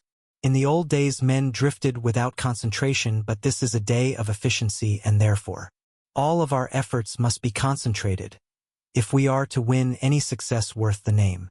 Why people often do not get what they concentrate on? Because they sit down in hopeless despair and expect it to come to them. But if they will just reach out for it with their biggest effort, they will find it is within their reach. No one limits us but ourselves. We are what we are today as the result of internal conditions. We can control the external conditions. They are subject to our will. Through our concentration, we can attract what we want because we became enraptured with the universal forces from which we can get what we want. You have watched races, no doubt. They all line up together. Each has his mind set on getting to the goal before the others. This is one kind of concentration. A man starts to think on a certain subject. He has all kinds of thoughts come to him, but by concentration he shuts out all these but the one he has chosen. Concentration is just a case of willing to do a certain thing and doing it. If you want to accomplish anything, first put yourself in a concentrating, reposeful, receptive, acquiring frame of mind. In tackling unfamiliar work, make haste slowly and deliberately, and then you will secure that interior activity, which is never possible when you are in a hurry or under a strain. When you think hard or try to hurry results too quickly, you generally shut off the interior flow of thoughts and ideas. You have often, no doubt, tried hard to think of something but could not, but just as soon as you stopped trying to think of it, it came to you. Lesson 9. Concentration can overcome bad habits. Habits make or break us to a far greater extent than we like to admit. Habit is both a powerful enemy and wonderful ally of concentration.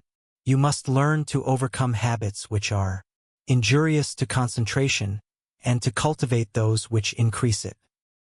The large majority of people are controlled by their habits and are buffeted around by them, like waves of the ocean tossing a piece of wood.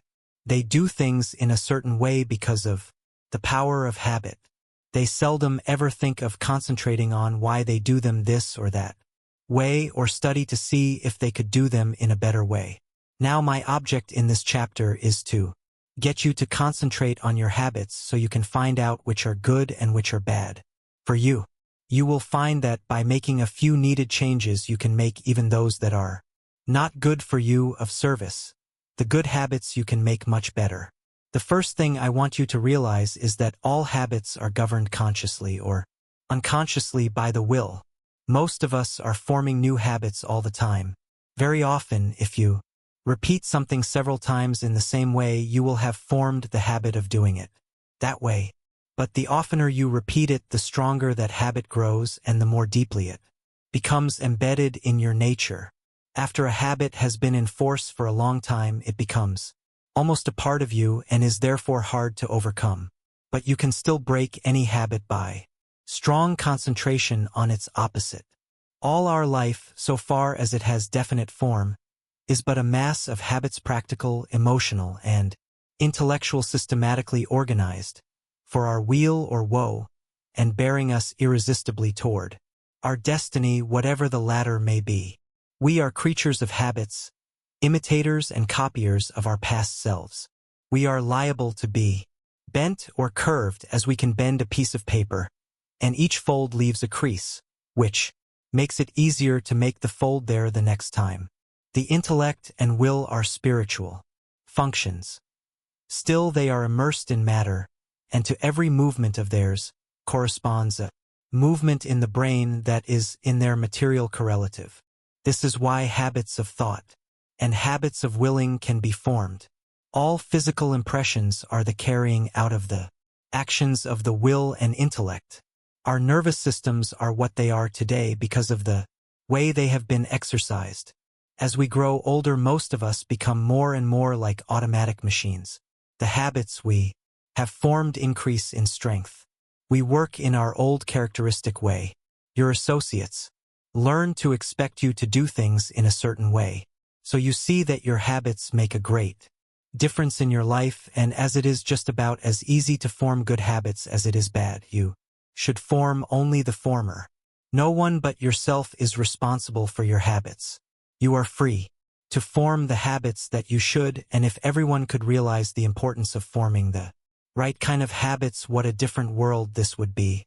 How much happier everyone would be. Then all instead of the few might win success. Habits are formed more quickly when we are young, but if we have already passed the youthful plastic period, the time to start to control our habits is right now, as we will never be any younger. You will find the following maxims worth remembering. First maxim: we must make our nervous system our ally instead of our enemy. Second maxim: in the acquisition of a new habit, as in the leaving off of an old one, we must take care to launch ourselves with as strong and decided an initiative as possible. The man that is in the habit of doing the right thing from boyhood has only good motives, so it is very important for you that you concentrate assiduously on the habits that reinforce good motives. Surround yourself with every aid you can. Don't play with fire by forming bad habits. Make a new beginning today. Study why you have been doing certain things. If they are not for your good, shun them. Henceforth, don't give in to a single temptation, for every time you do, you strengthen the chain of bad habits. Every time you keep a resolution, you break the chain that enslaves you. Third maxim: never allow an exception to occur till the new habit is securely rooted in your life.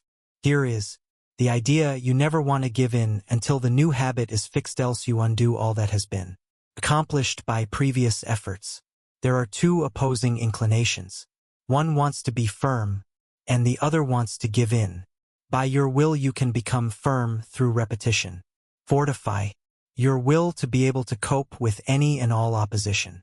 Fourth maxim: Seize the very first possible opportunity to act on every resolution you make, and on every emotional prompting you may experience in the direction of the habits you aspire to gain. To make a resolve and not to keep it is of little value. So by all means keep every resolution you make, for you not only profit by the resolution, but it furnishes you with an exercise that causes the brain cells and physiological correlatives to form the habit of adjusting themselves to carry out resolutions. A tendency to act becomes effectively ingrained in us in proportion to the uninterrupted frequency with which the actions actually occur, and the brain grows to their use. When a resolve or a fine glow of feeling is allowed to evaporate without bearing fruit, it is worse than a chance lost. If you keep your resolutions, you form a most valuable habit. If you break them, you form a most dangerous one. So concentrate on keeping them, whether important or unimportant, and remember it is just as important for this purpose to keep the unimportant, for by so doing you are forming the habit. Fifth maxim: keep the faculty of effort alive in you by a little gratuitous exercise every day. The more we exercise the will, the better we can control our habits. Every few days do something for no other reason than its difficulty, so that when the hour of dire need draws nigh, it may find you not unnerved or untrained to stand the test. Asceticism of this sort is like the insurance which a man pays on his house and goods. The tax does him no good at the time, and possibly may never bring him a return, but if the fire does come, his having paid it will be his salvation from ruin. So with the man who has daily insured himself to habits of concentrated attention, energetic volition, and self-denial in unnecessary things, he will stand like a tower when everything rocks around him and his softer fellow mortals are winnowed like chaff in the blast. The young should be made to concentrate on their habits and be made to realize that if they don't, they become walking bundles of injurious habits. Youth is the plastic state and should be utilized in laying the foundation for a glorious future. The great value of habit for good and evil cannot be overestimated. Habit is the deepest law of human nature. No man is stronger than his habits, because his habits either build up his strength or decrease it. Why we are creatures of habits. Habits have often been called a labor-saving invention, because when they are formed they require less of both mental and material strength. The more deeply the habit becomes ingrained, the more automatic it becomes. Therefore habit is an economizing tendency of our nature, for if it were not for habit we should have to be more watchful. We walk across a crowded street. The habit of stopping and looking prevents us from being hurt.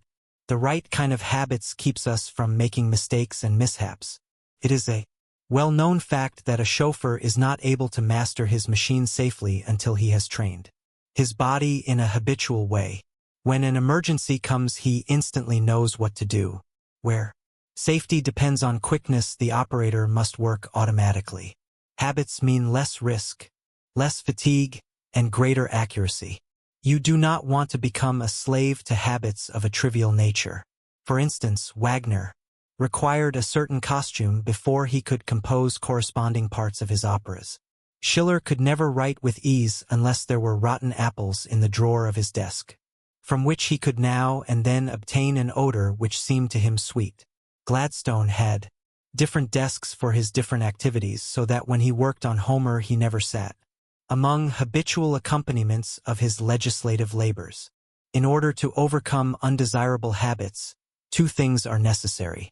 You must have trained your will to do what you want it to do, and the stronger the will, the easier it will be to break a habit.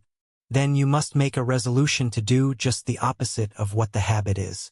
Therefore, one habit must replace another. If you have a strong will, you can tenaciously and persistently concentrate on removing the bad habit, and in a very short time the good habit will gain the upper hand. I will bring this chapter to a close by giving Dr. Oppenheim's instructions for overcoming a habit. If you want to abolish a habit and its accumulated circumstances as well, you must grapple with the matter as earnestly as you would with a physical enemy. You must go into the encounter with all tenacity of determination, with all fierceness of resolve, even with a passion for success that may be called vindictive. No human enemy can be as insidious, so persevering, as unrelenting as an unfavorable habit.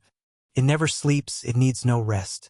It is like a parasite that grows with the growth of the supporting body, and like a parasite, it can best be killed by violent separation and crushing. When life is stormy and all seems against us, that is when we often acquire wrong habits, and it is then that we have to make a gigantic effort to think and speak as we should. And even though we may feel the very reverse at that moment, the tiniest effort will be backed up by a tremendous power and will lift us to a realization never felt before. It is not in the easy, contented moments of our life that we make our greatest progress, for then it requires no special effort to keep in tune. But it is when we are in the midst of trials and misfortunes, when we think we are sinking, being overwhelmed, then it is important for us to realize that we are linked to a great power, and if we live as we should, there is nothing that can occur in life which could permanently injure us. Nothing can happen that should disturb us.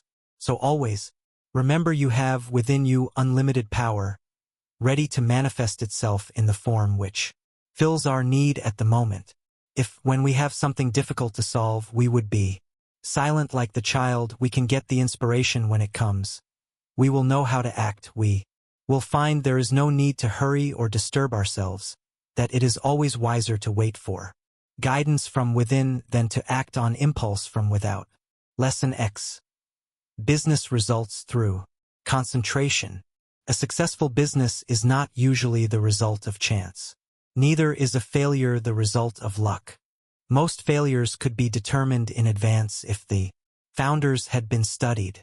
It is not always possible to start a money-making business at the start. Usually a number of changes have to be made. Plans do not work out as their creators thought they would.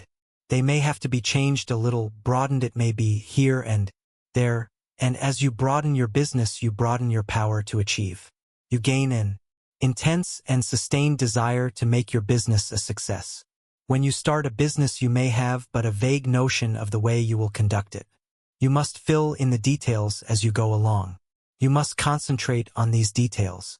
As you straighten out one after another, others will require attention. In this way you cover the field of the first endeavor, and new opportunities open up for you. When you realize one desire, another comes. But if you do not fulfill the first desire, you will not the second. The person that does not carry his desires into action is only a dreamer. Desire is a great creative force, if it is pure, intense, and sustained. It is our desires that keep stirring us up to action, and they will strengthen and broaden you if you make them materialize. Every man who achieves success deserves it. When he first started out, he did not understand how to solve the problems that afterwards presented themselves, but he did each thing as it came up in the very best way that he could, and this developed his power of doing bigger things. We become masters of business by learning to do well whatever we attempt. The man that has a thorough knowledge of his business can of course direct it much more easily and skillfully than the man who lacks that knowledge. The skilled business director can sit in his private office and still know accurately what is actually being done. He knows what should be done in any given time, and if it is not accomplished, he knows that his employees are not turning out the work that they should. It is then easy to apply the remedy. Business success depends on well-concentrated efforts. You must use every mental force you can master. The more these are used, the more they increase. Therefore, the more you accomplish today, the more force you will have at your disposal with which to solve your problems tomorrow. If you are working for someone else today and wish to start in a business for yourself, think over carefully what you would like to do. Then, when you have resolved what you want to do, you will be drawn towards it. There is a law that opens the way to the fulfillment of your desires. Of course, back of your desire, you must put forward the necessary effort to carry out your purpose. You must use your power to put your desires into force. Once they are created and you keep up your determination to have them fulfilled. You both consciously and unconsciously work toward their materialization. Set your heart on your purpose, concentrate your thought upon it, direct your efforts with all your intelligence, and in due time you will realize your ambition. Feel yourself a success, believe you are a success, and thus put yourself in the attitude that demands recognition, and the thought current draws to you what you need to make you a success. Don't be afraid of big undertakings. Go at them with grit and pursue methods that you think will accomplish your purpose. You may not at first meet with entire success, but aim so high that if you fall a little short you will still have accomplished much. What others have done you can do. You may even do what others have been unable to do. Always keep a strong desire to succeed in your mind. Be in love with your aim and work, and make them, as far as possible, square with the rule of the greatest good to the greatest number. And your life cannot be a failure. The successful business attitude must be cultivated to make the most out of your life. The attitude of expecting great things from both yourself and others. It alone will often cause men to make good, to measure up to the best that is in them. It is not the spasmodic spurts that count on a long journey, but the steady efforts. Spurts fatigue and make it hard for you to continue. Rely on your own opinion. It should be as good as anyone's else. When once you reach a conclusion, abide by it. Let there be no doubt or wavering in your judgment. If you are uncertain about every decision you make, you will be subject to harassing doubts and fears, which will render your judgment of little value. The man that decides according to what he thinks right and who learns from every mistake acquires a well-balanced mind that gets the best results. He gains the confidence of others. He is known as the man that knows what he wants and not as one that is as changeable as the weather. The man of today wants to do business with the man that he can depend upon. Uncertainties in the business world are meeting with more disfavor. Reliable firms want to do business with men of known qualities, with men of firmness, judgment, and reliability. So if you wish to start in business for yourself, your greatest asset, with the single exception of a sound physique, is that of a good reputation. A successful business is not hard to build if we can concentrate all our mental forces upon it. It is the man that is unsettled because he does not know what he wants that goes to the wall. We hear persons say that business is trying on the nerves, but it is the unsettling elements of fret and worry and suspense that are nerve-exhausting and not the business. Executing one's plans may cause fatigue. Enjoyment comes with rest. If there has not been any unnatural strain, the recuperative powers replace what energy has been lost. By attending to each day's work properly, you develop the capacity to do a greater work tomorrow. It is this gradual development that makes possible the carrying out of big plans. The man that figures out doing something each hour of the day gets somewhere. At the end of each day you should be a step nearer your aim. Keep the idea in mind that you mean to go forward, that each day must mark an advance, and forward you will go. You do not even have to know the exact direction so long as you are determined to find the way. But you must not turn back once you have started. Even brilliant men's conceptions of the possibilities of their mental forces are so limited and below their real worth that they are far more likely to belittle their possibilities than they are to exaggerate them. You don't want to think that an aim is impossible because it has never been realized in the past.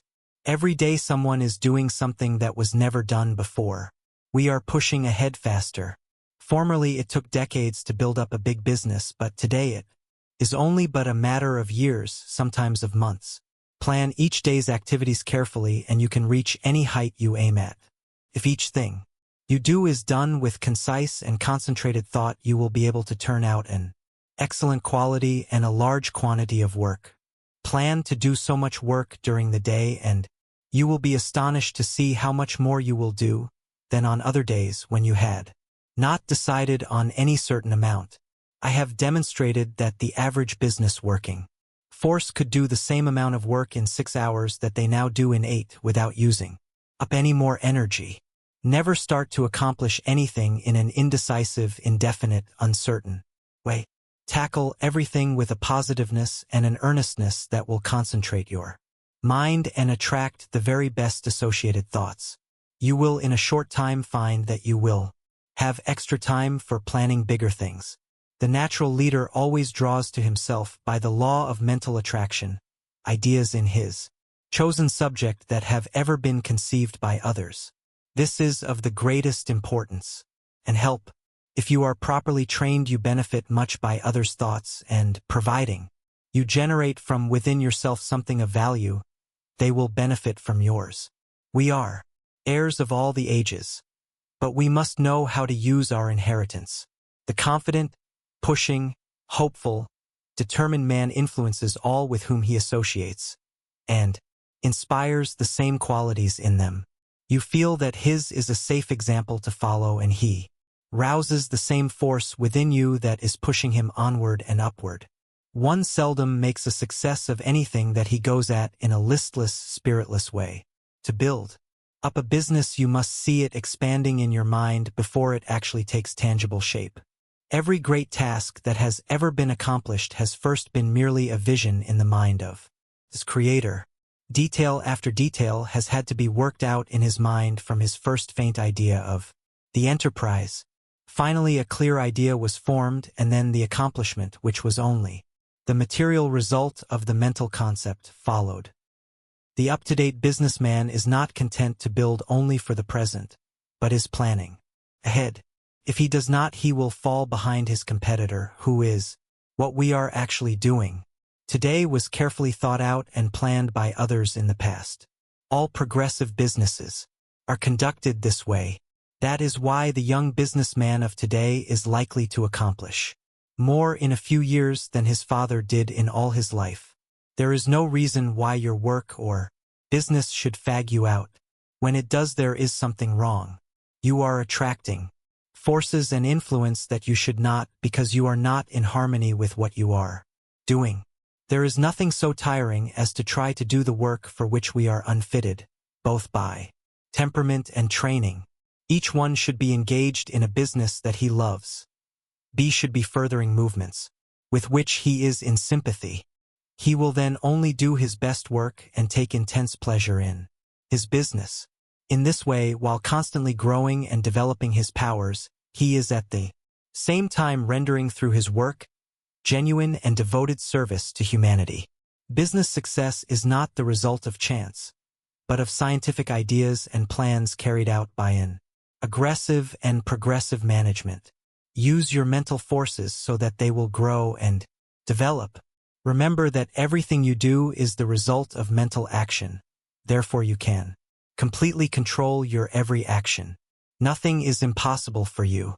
Don't be afraid to tackle a difficult proposition. Your success will depend upon the use you make of your mind. This is capable of wonderful development. See that you make full use of it and not only develop yourself but your associates. Try to broaden the visions of those with whom you come in contact, and you will broaden your own outlook of life. Are you afraid of responsibilities? In order for the individual soul to develop, you must have responsibilities. You must manifest the omnipotence of the law of supply. The whole world is your legitimate sphere of activity. How much of a conqueror are you? What have you done? Are you afraid of responsibility, or are you ever dodging, flinching, or side-stepping it? If you are not a real man. Your higher self never winces, so be a man, and allow the powers of the higher self to manifest, and you will find you have plenty of strength, and you will feel better when you are tackling difficult propositions. Lesson 11. Concentrate on courage. Courage is the backbone of man. The man with courage has persistence. He states what he believes and puts it into execution. The courageous man has confidence. He draws to himself all the moral qualities and mental forces which go to make up a strong man, whereas the man without courage draws to himself all the qualities of a weak man: vacillation, doubt, hesitancy, and unsteadiness of purpose.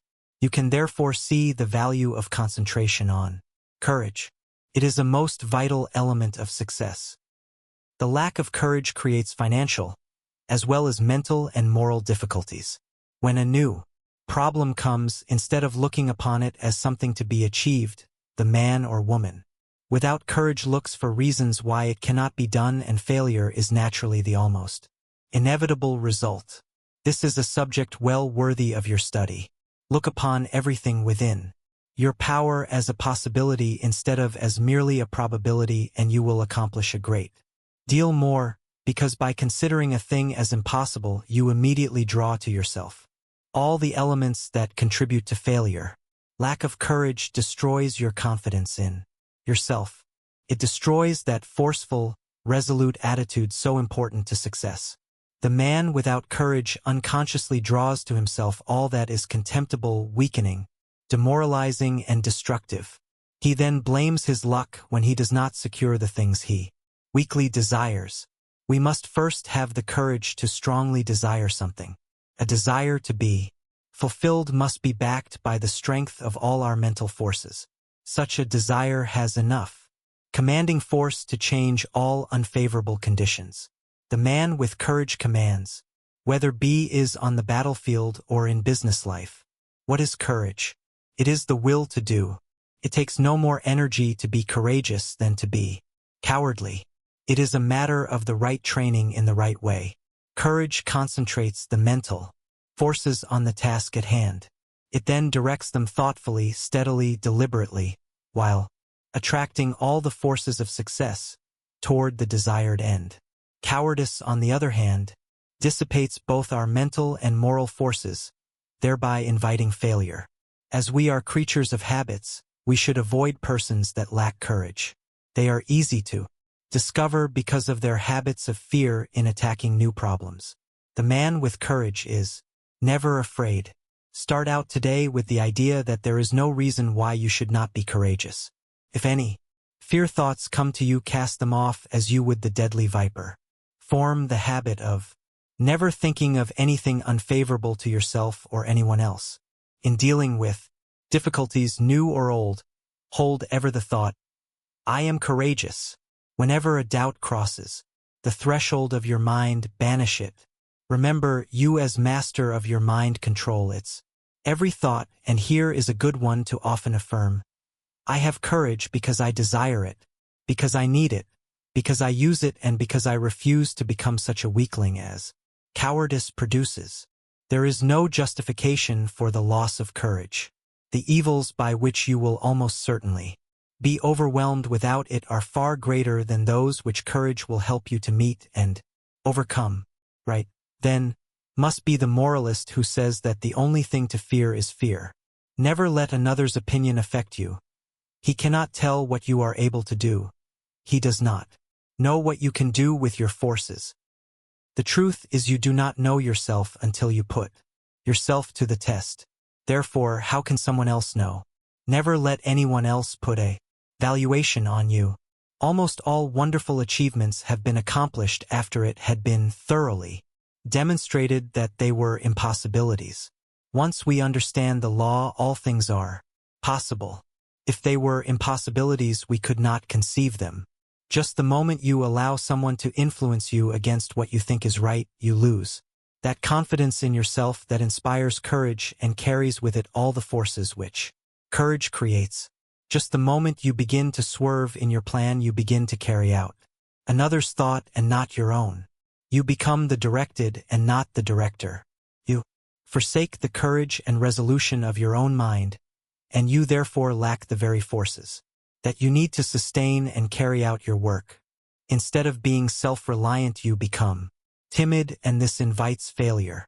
When you permit yourself to be influenced from your plan by another, you are unable to judge as you should, because you have allowed another's influence to deprive you of your courage and determination without absorbing any of his in return. So, you are in much the same predicament as you would be in if you turned over all your worldly possessions to another without getting value received.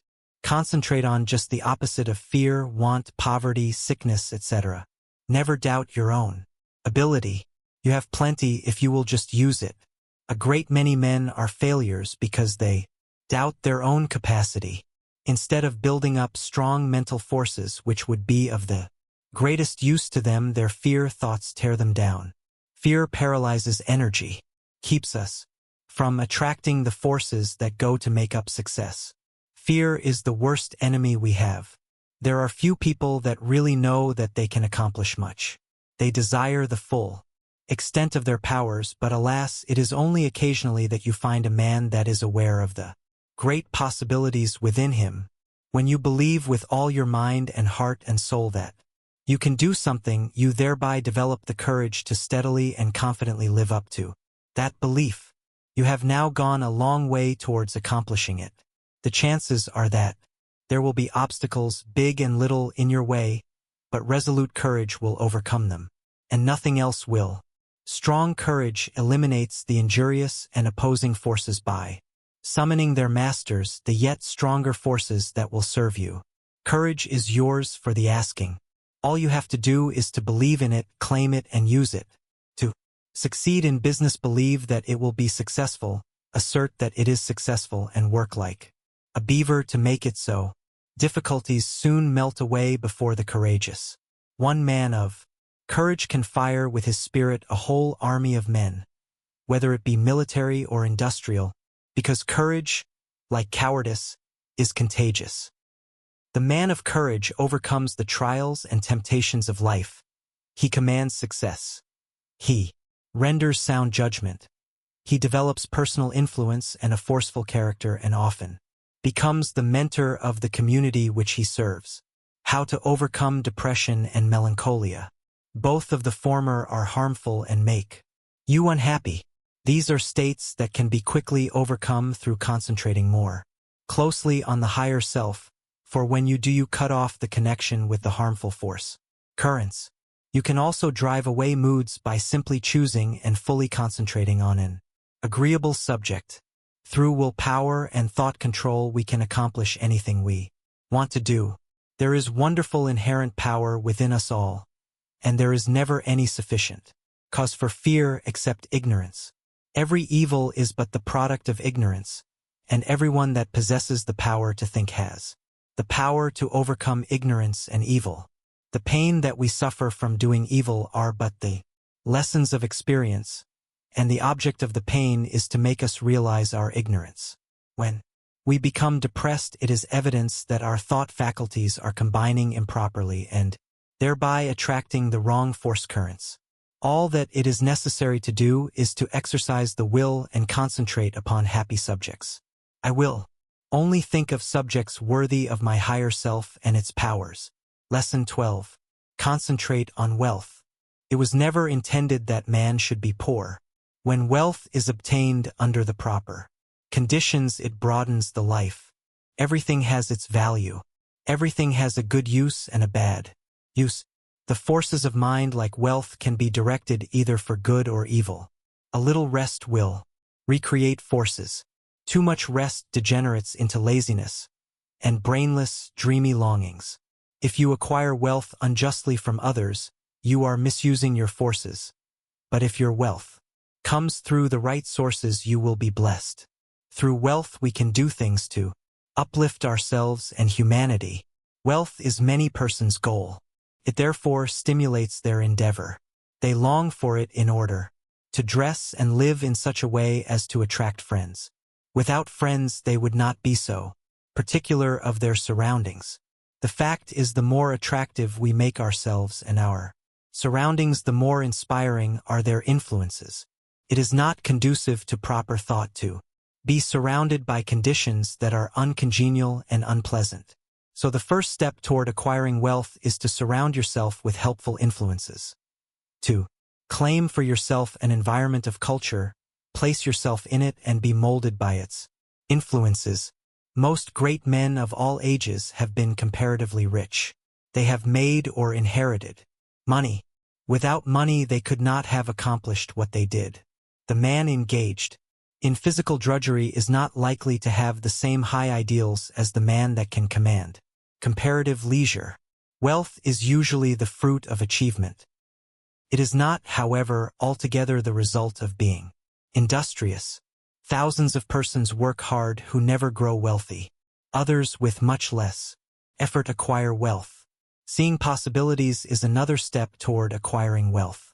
A man may be as industrious as he can possibly be, but if he does not use his mental forces he will be a laborer, to be directed by the man that uses to good advantage his mental forces. No one can become wealthy in an ordinary lifetime by mere savings from earnings. Many scrimp and economize all their lives, but by so doing waste all their vitality and energy. For example, I know a man that used to walk to work. It took him an hour to go and an hour to return. He could have taken a car and gone in 20 minutes. He saved 10 cents a day but wasted an hour and a half. It was not a very profitable investment unless the time spent in physical exercise yielded him large returns in the way of health. The same amount of time spent in concentrated effort to overcome his unfavorable business environment might have firmly planted his feet in the path of prosperity. One of the big mistakes made by many persons of the present generation is that they associate with those who fail to call out or develop the best that is in them.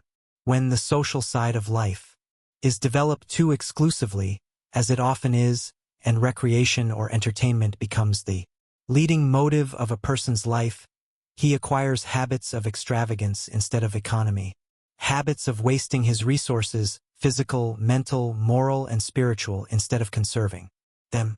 He is, in consequence, lacking in proper motivation.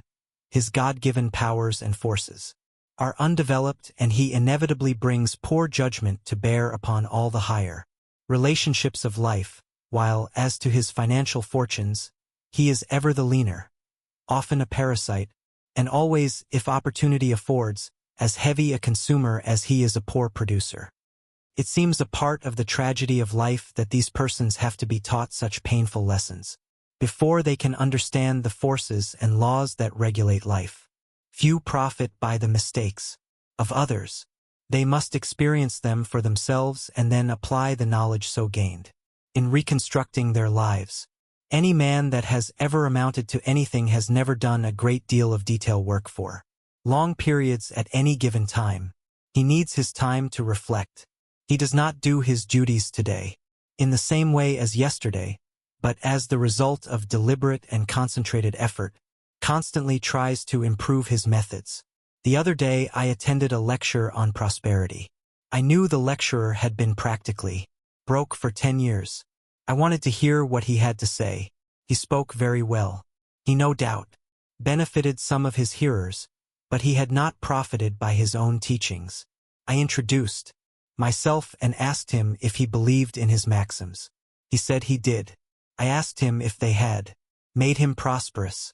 He said not exactly. I asked him why. He answered that he thought he was fated not to experience prosperity. In half an hour I showed that man why poverty had always been his companion. He had dressed poorly. He held his lectures in poor surroundings. By his actions and beliefs he attracted poverty. He did not realize that his thoughts and his surroundings exercised an unfavorable influence. I said, thoughts are moving forces, great powers. Thoughts of wealth attract wealth. Therefore, if you desire wealth, you must attract the forces that will help you to secure it. Your thoughts attract a similar kind of thoughts. If you hold thoughts of poverty, you attract poverty. If you make up your mind you are going to be wealthy, you will instill this thought into all your mental forces, and you will at the same time use every external condition to help you. Many persons are of the opinion that if you have money it is easy to make more money. But this is not necessarily true. 90% of the men that start in business fail. Money will not enable one to accumulate much more unless he is trained to seek and use good opportunities for its investment. If he inherits money, the chances are that he will lose it. While, if he has made it, he not only knows its value but has developed the power to use it as well as to make more if he loses it. Business success today depends on foresight, good judgment, grit, firm resolution, and settled purpose. But never forget that thought is as real a force as electricity. Let your thoughts be such that you will send out as good as you receive. If you do not, you are not enriching others, and therefore deserve not to be enriched. The man that tries to get all he can from others for nothing becomes so selfish and mean that he does not even enjoy his acquisitions. We see examples of this every day. What we take from others will in turn be taken from us. All obligations have to be met fairly and squarely. We cannot reach perfection until we discharge every obligation of our lives. We all realize this, so why not willingly give a fair exchange for all that we receive? Again, I repeat that the first as well as the last step in acquiring wealth is to surround yourself with good influences, good thought, good health, good home and business environment, and successful business associates. Cultivate, by every legitimate means, the acquaintance of men of big caliber. Bring your thought vibrations in regard to business into harmony with theirs. This will make your society not only agreeable but sought after, and when you have formed intimate friendships with clean, reputable men of wealth, entrust to them for investment your surplus earnings, however small, until you have developed the initiative and business acumen to successfully manage your own investments. By this time you will, through such associations, have found your place in life which, if you have rightly concentrated upon and used your opportunities, will not be among men of small parts.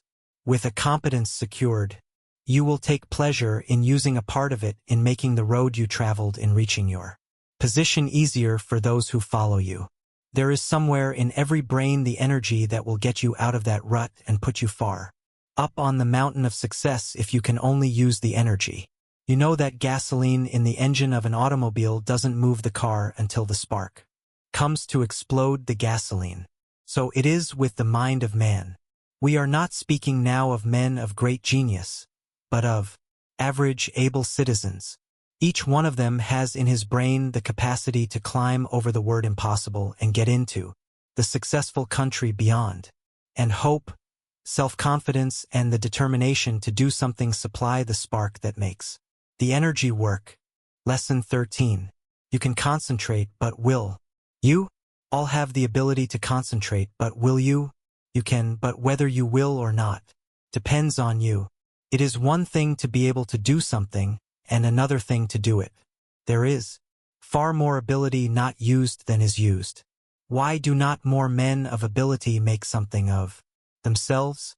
There are comparatively few successful men but many ambitious ones. Why do not more get along? Cases may differ, but the fault is usually their own. They have had chances, perhaps better ones than some others that have made good. What would you like to do that you are not doing? If you think you should be getting on better, why don't you study yourself carefully? Learn your shortcomings. Sometimes only a mere trifle keeps one from branching out and becoming a success. Discover why you have not been making good the cause of your failure. Have you been expecting someone to lead you or to make a way for you? If you have, concentrate on a new line of thought. There are two things absolutely necessary for success: energy and the will to succeed. Nothing can take the place of either of these. Most of us will not have an easy path to follow, so don't expect to find one. The hard knocks develop our courage and moral stamina. The persons that live in an indolent and slipshod way never have any. They have never faced conditions and therefore don't know how. The world is no better for their living. We must make favorable conditions and not expect them to shape themselves. It is not the man that says, "It can't be done," but the man that goes ahead in spite of adverse advice and shows that it can be done that gets there today. The Lord helps those that help themselves is a true saying. We climb the road to success by overcoming obstacles. Stumbling blocks are but stepping stones for the man that says, "I can and I will."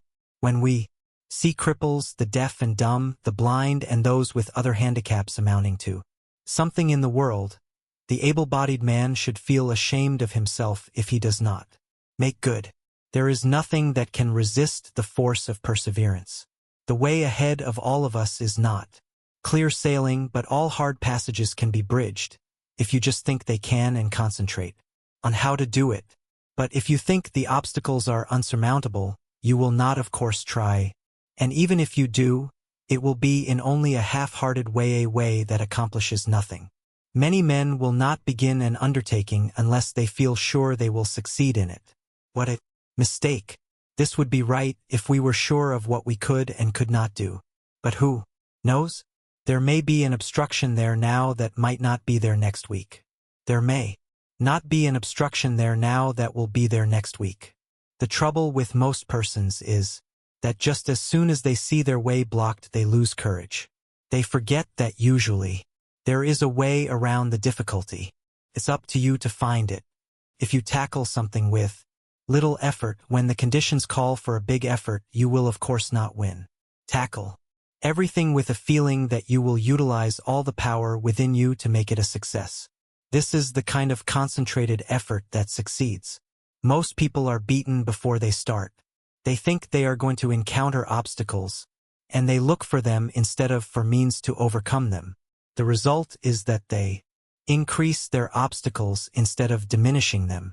Have you ever undertaken something that you thought would be hard, but afterwards found it to be easy? That is the way a great many times. The things that look difficult in advance turn out to be easy of conquest when once encountered. So start out on your journey with the idea that the road is going to be clear for you, and that if it is not, you will clear the way. All men that have amounted to anything have cleared their way, and they did not have the assistance that you will have today. The one great keynote of success is to do whatever you have decided on. Don't be turned from your path, but resolve that you are going to accomplish what you set out to do. Don't be frightened at a few rebuffs, for they cannot stop the man that is determined, the man that knows in his heart that success is only bought by tremendous resolution, by concentrated and wholehearted effort. He who has a firm will, says Goethe, molds the world to himself. People do not lack strength, says Victor Hugo. They lack will. It is not so much skill that wins victories as it is activity and great determination. There is no such thing as failure for the man that does his best. No matter what you may be working at the present time, don't let this make you lose courage. The tides are continually changing, and tomorrow or some other day they will turn to your advantage if you are a willing and are an ambitious worker. There is nothing that develops you and increases your courage like work. If it were not for work, how monotonous life would at last become. So I say to the man that wants to advance, don't look upon your present position as your permanent one. Keep your eyes open and add those qualities to your makeup that will assist you when your opportunity comes. Be ever alert and on the watch for opportunities. Remember, we attract what we set our minds on. If we look for opportunities, we find them. If you are the man you should be, someone is looking for you to fill a responsible position. So when he finds you, don't let your attention wander. Give it all to him. Show that you can concentrate your powers, that you have the makeup of a real man. Show no signs of fear, uncertainty, or doubt. The man that is sure of himself is bound to get to the front. No circumstances can prevent him. Lesson 14. The art of concentrating by means of practical exercises. Select some thought and see how long you can hold your mind on it. It is well to have a clock at first and keep track of the time. If you decide to think about health, you can get a great deal of good from your thinking besides developing concentration. Think of health as being the greatest blessing there is in the world. Don't let any other thought drift in. Just the moment one starts to obtrude, make it get out.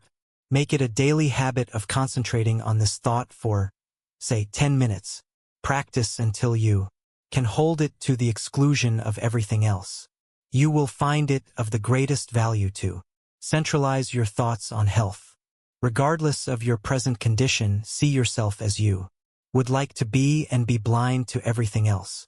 You will find it hard at first to forget your ailments if you have any, but after a short while you can shut out these negative thoughts and see yourself as you want to be. Each time you concentrate, you form a more perfect image of health, and as you come into its realization, you become healthy, strong, and wholesome. I want to impress upon your mind that the habit of forming mental images is of the greatest value. It has always been used by successful men of all ages, but few realize its full importance. Do you know that you are continually acting according to the images you form? If you allow yourself to mold negative images, you unconsciously build a negative disposition. You will think of poverty, weakness, disease, fear, etc. Just as surely as you think of these will your objective life express itself in a like way. Just what we think we will manifest in the external world. In deep concentration you become linked with the great creative spirit of the universe, and the creative energy then flows through you, vitalizing your creations into form. In deep concentration your mind becomes attuned with the infinite and registers the cosmic intelligence and receives its messages. You become so full of the cosmic energy that you are literally flooded with divine power. This is a most desired state.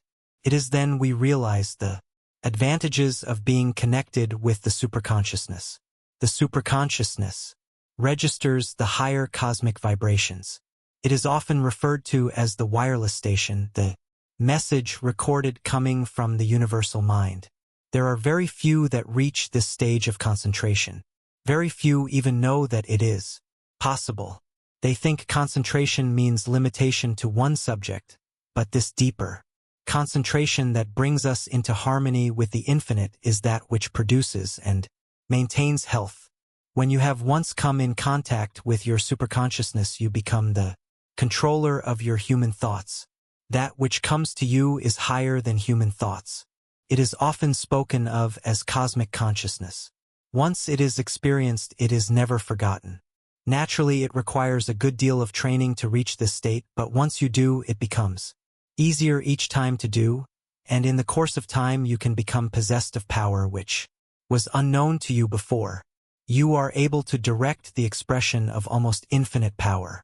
While in this deeper state of concentration, exercises in concentration, the rays of the sun, when focused upon an object by means of a sun glass, produce a heat many times greater than the scattered rays of the same source of light and heat.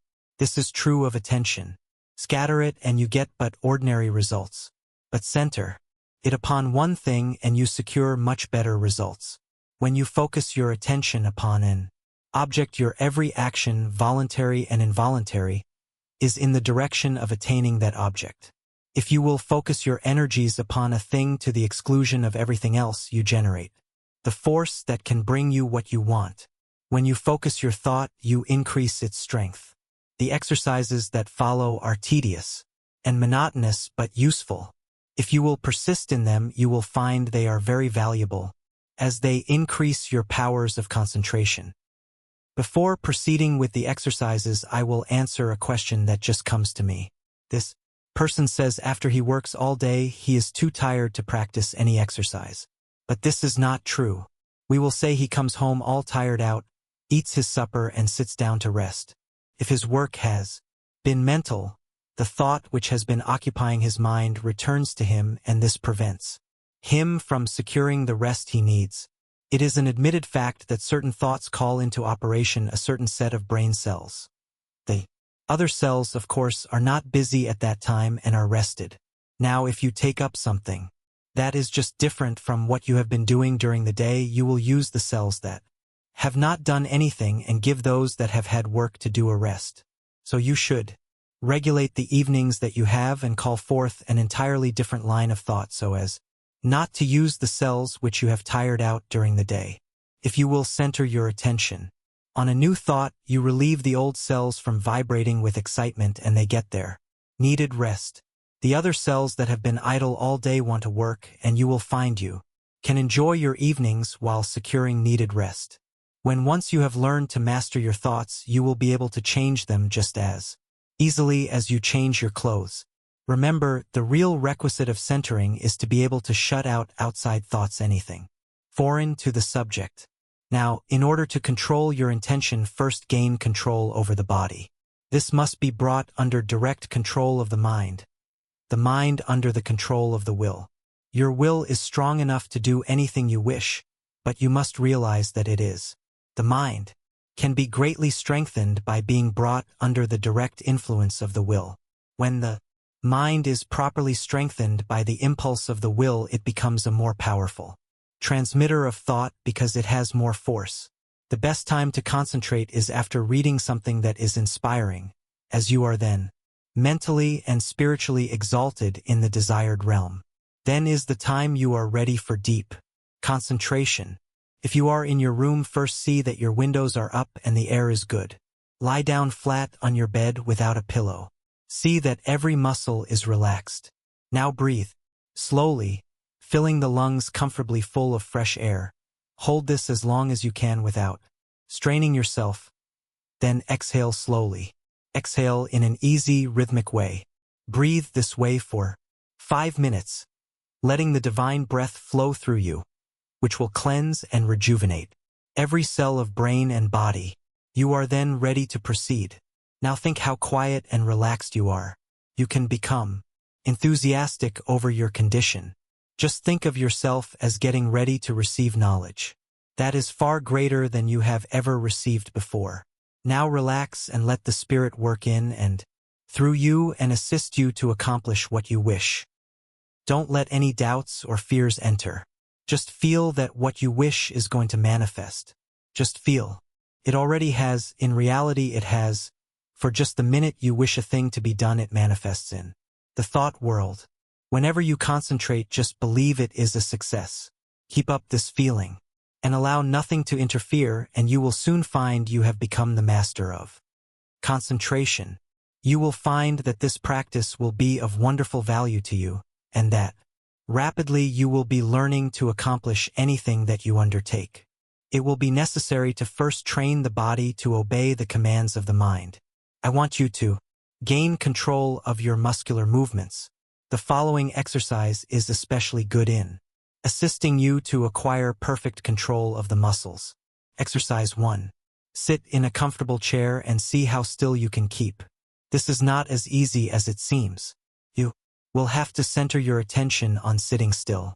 Watch and see that you are not making any involuntary muscular movements. By a little practice you will find you are able to sit still without a movement of the muscles for 15 minutes. At first I advise sitting in a relaxed position for 5 minutes. After you are able to keep perfectly still, increase the time to 10 minutes and then to 15. This is as long as it is necessary. But never strain yourself to keep still. You must be relaxed completely. You will find this habit of relaxing is very good. Exercise 2. Sit in a chair with your head up and your chin out, shoulders back. Raise your right arm until it is on the level with your shoulder, pointing to your right. Look around with head only and fix your gaze on your fingers and keep the arm perfectly still for 1 minute. Do the same exercise with left arm. When you are able to keep the arm perfectly steady, increase the time until you are able to do this 5 minutes with each arm. Turn the palm of the hand downward when it is outstretched, as this is the easiest position. If you will keep your eyes fixed on the tips of the fingers, you will be able to tell if you are keeping your arm perfectly still. Exercise 3. Fill a small glass full of water and grasp it by the fingers. Put the arm directly in front of you. Now fix the eyes upon the glass and try to keep the arm so steady that no movement will be noticeable. Do this first for 1 moment and then increase it to 5. Do the exercise with first one arm and then the other. Exercise 4. Watch yourself during the day and see that your muscles do not become tense or strained. See how easy and relaxed you can keep yourself. See how poised you can be at all times. Cultivate a self-poised manner instead of a nervous, strained appearance. This mental feeling will improve your carriage and demeanor. Stop all useless gestures and movements of the body. These mean that you have not proper control over your body. After you have acquired this control, notice how ill at ease people are that have not gained this control. I have just been sizing up a salesman that has just left me. Part of his body kept moving all the time. Just felt like saying to him, do you know how much better appearance you would make if you would just learn to speak with your voice instead of trying to express what you say with your whole body? Just watch those that interview you and see how they lack poise. Get rid of any habit you have of twitching or jerking any part of your body. You will find you make many involuntary movements. You can quickly stop any of these by merely centering your attention on the thought, I will not. If you are in the habit of letting noises upset you, just exercise control. When the door slams, or something falls, etc., just think of these as exercises in self-control. You will find many exercises like this in your daily routine. The purpose of the above exercises is to gain control over the involuntary muscular movement, making your actions entirely voluntary. The following exercises are arranged to bring your voluntary muscles under the control of the will so that your mental forces may control your muscular movements. Exercise 5. Move your chair up to a table, placing your hands upon it, clenching the fists, keeping the back of the hand on the table, the thumb doubled over the fingers. Now fix your gaze upon the fist for a while, then gradually extend the thumb, keeping your whole attention fixed upon the act, just as if it was a matter of great importance. Then gradually extend your first finger, then your second, and so on until you open the rest. Then reverse the process, closing first the last one opened and then the rest, and finally you will have the fist again in the original position with the thumb closed over the finger. Do this exercise with the left hand. Keep up this exercise first with one hand and then the other until you have done it 5 times with each hand. In a few days you can increase it to 10 times. The chances are that the above exercises will at first make you tired, but it is important for you to practice these monotonous exercises so you can train your attention. It also gives you control over your muscular movement. The attention, of course, must be kept closely on each movement of the hand. If it is not, you of course lose the value of the exercise. Exercise 6. Put the right hand on knee, both fingers and thumb closed except the first finger, which points out in front of you. Then move the finger slowly from side to side, keeping the attention fixed upon the end of the finger.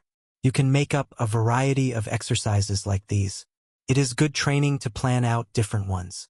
The main point you should keep in mind is that the exercise should be simple and that the attention should be firmly fixed upon the moving part of the body. You will find your attention will not want to be controlled and will try to drift to something more interesting. This is just where these exercises are of value, and you must control your attention and see it is held in the right place and does not wander away. You may think these exercises very simple and of no value, but I promise you in a short time, you will notice that you have a much better control over your muscular movements, carriage, and demeanor, and you will find that you have greatly improved your power of attention, and can center your thoughts on what you do, which of course will be very valuable. No matter what you may be doing, imagine that it is your chief object in life. Imagine you are not interested in anything else in the world but what you are doing. Do not let your attention get away from the work you are at. Your attention will no doubt be rebellious, but control it, and do not let it control you. When once you conquer the rebellious attention, you have achieved a greater victory than you can realize at the time. Many times afterwards you will be thankful you have learned to concentrate your closest attention upon the object at hand. Let no day go by without practicing concentrating on some familiar object that is uninteresting. Never choose an interesting object, as it requires less attention. The less interesting it is, the better exercise will it be. After a little practice you will find you can center your attention on uninteresting subjects at will. The person that can concentrate can gain full control over his body and mind and be the master of his inclinations, not their slave. When you can control yourself, you can control others. You can develop a will that will make you a giant compared with the man that lacks willpower. Try out your willpower in different ways until you have it under such control that just as soon as you decide to do a thing, you go ahead and do it. Never be satisfied with the "I did fairly well" spirit, but put forward your best efforts. Be satisfied with nothing else. When you have gained this, you are the man you were intended to be. Exercise 7. Concentration increases the sense of smell. When you take a walk or drive in the country or pass a flower garden, concentrate on the odor of flowers and plants. See how many different kinds you can detect. Then choose one particular kind and try to sense only this. You will find that this strongly intensifies the sense of smell. This differentiation requires, however, a peculiarly attentive attitude.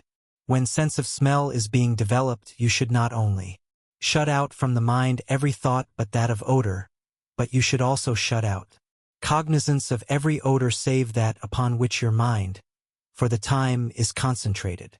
You find plenty of opportunity for exercises for developing the sense of smell. When you are out in the air, be on the alert for the different odors. You will find the air laden with all kinds, but let your concentration upon the one selected be such that a scent of its fragrance in after years will vividly recall the circumstances of this exercise.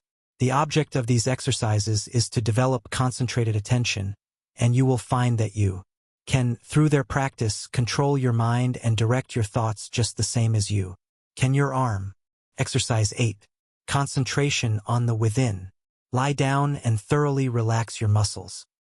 Concentrate on the beating of your heart. Do not pay any attention to anything else. Think how this great organ is pumping the blood to every part of the body.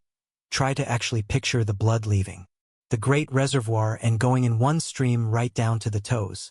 Picture another going down the arms to the tips of the fingers. After a little practice, you can actually feel the blood passing through your system. If at any time you feel weak in any part of the body, will that an extra supply of blood shall go there. For instance, if your eyes feel tired, picture the blood coming from the heart, passing up through the head and out to the eyes. You can wonderfully increase your strength. By this exercise, men have been able to gain such control over the heart that they have actually stopped it from beating for 5 minutes. This, however, is not without danger and is not to be practiced by the novice. I have found the following a very helpful exercise to take just before going to bed and on rising in the morning. Say to yourself, every cell in my body thrills with life. Every part of my body is strong and healthy. I have known a number of people to greatly improve their health in this way. You become what you picture yourself to be. If your mind thinks of sickness in connection with self, you will be sick. If you imagine yourself in strong, vigorous health, the image will be realized. You will be healthy. Exercise 9. Concentrating on sleep. What is known as the water method is, although very simple, very effective in inducing sleep. Put a full glass of clear water on a table in your sleeping room. Sit in a chair beside the table and gaze into the glass of water and think how calm it is. Then picture yourself getting into just as calm a state. In a short time you will find the nerves becoming quiet and you will be able to go to sleep.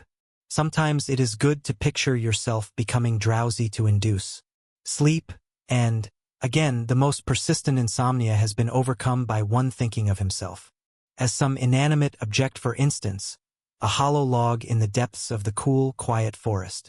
Those who are troubled with insomnia will find these sleep exercises that quiet the nerves very effective. Just keep the idea in your mind that there is no difficulty in going to sleep. Banish all fear of insomnia. Practice these exercises and you will sleep. By this time you should have awakened to the possibilities of concentration and have become aware of the important part it plays in your life. Exercise 10. Concentration will save energy and appearance.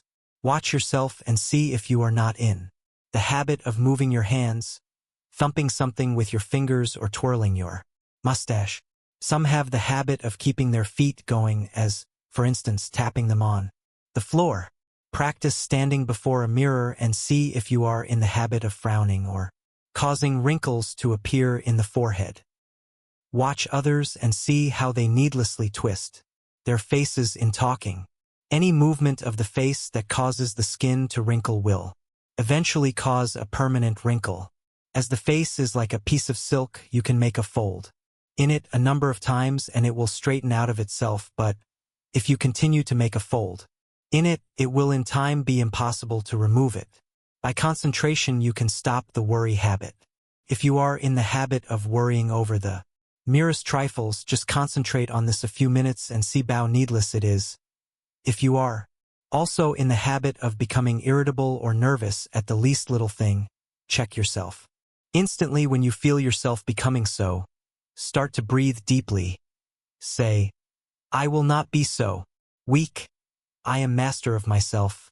And you will quickly overcome your condition. Exercise 11. By concentration, you can control your temper. If you are one of those that flare up at the slightest provocation and never try to control yourself, just think this over a minute. Does it do you any good? Do you gain anything by it? Doesn't it put you out of poise for some time? Don't you know that this grows on you and will eventually make you despised by all that have any dealings with you? Everyone makes mistakes, and instead of becoming angry at their perpetrators, just say to them, be more careful next time. This thought will be impressed on them and they will be more careful. But if you continually complain about they're making a mistake, the thought of a mistake is impressed on them and they will be more likely to make mistakes in the future. All lack of self-control can be conquered if you will but learn to concentrate. Many of you that read this may think you are not guilty of either of these faults, but if you will carefully watch yourself, you will probably find that you are, and if so, you will be greatly helped by repeating this affirmation each morning. I am going to try today not to make a useless gesture or to worry over trifles, or become nervous or irritable. I intend to be calm and, no difference what may be the circumstances, I will control myself. Henceforth I resolve to be free from all signs that show lack of self-control. At night, quickly review your actions during the day and see how fully you realized your aim. At first you will, of course, have to plead guilty of violation a few times, but keep on, and you will soon find that you can live up to your ideal. After you have once gained self-control, however, don't relinquish it. For some time it will still be necessary to repeat the affirmation in the morning and square your conduct with it in the evening. Keep up the good work until, at last, the habit of self-control is so firmly fixed that you could not break it even though you tried. I have had many persons tell me that this affirmation and daily review made a wonderful difference in their lives.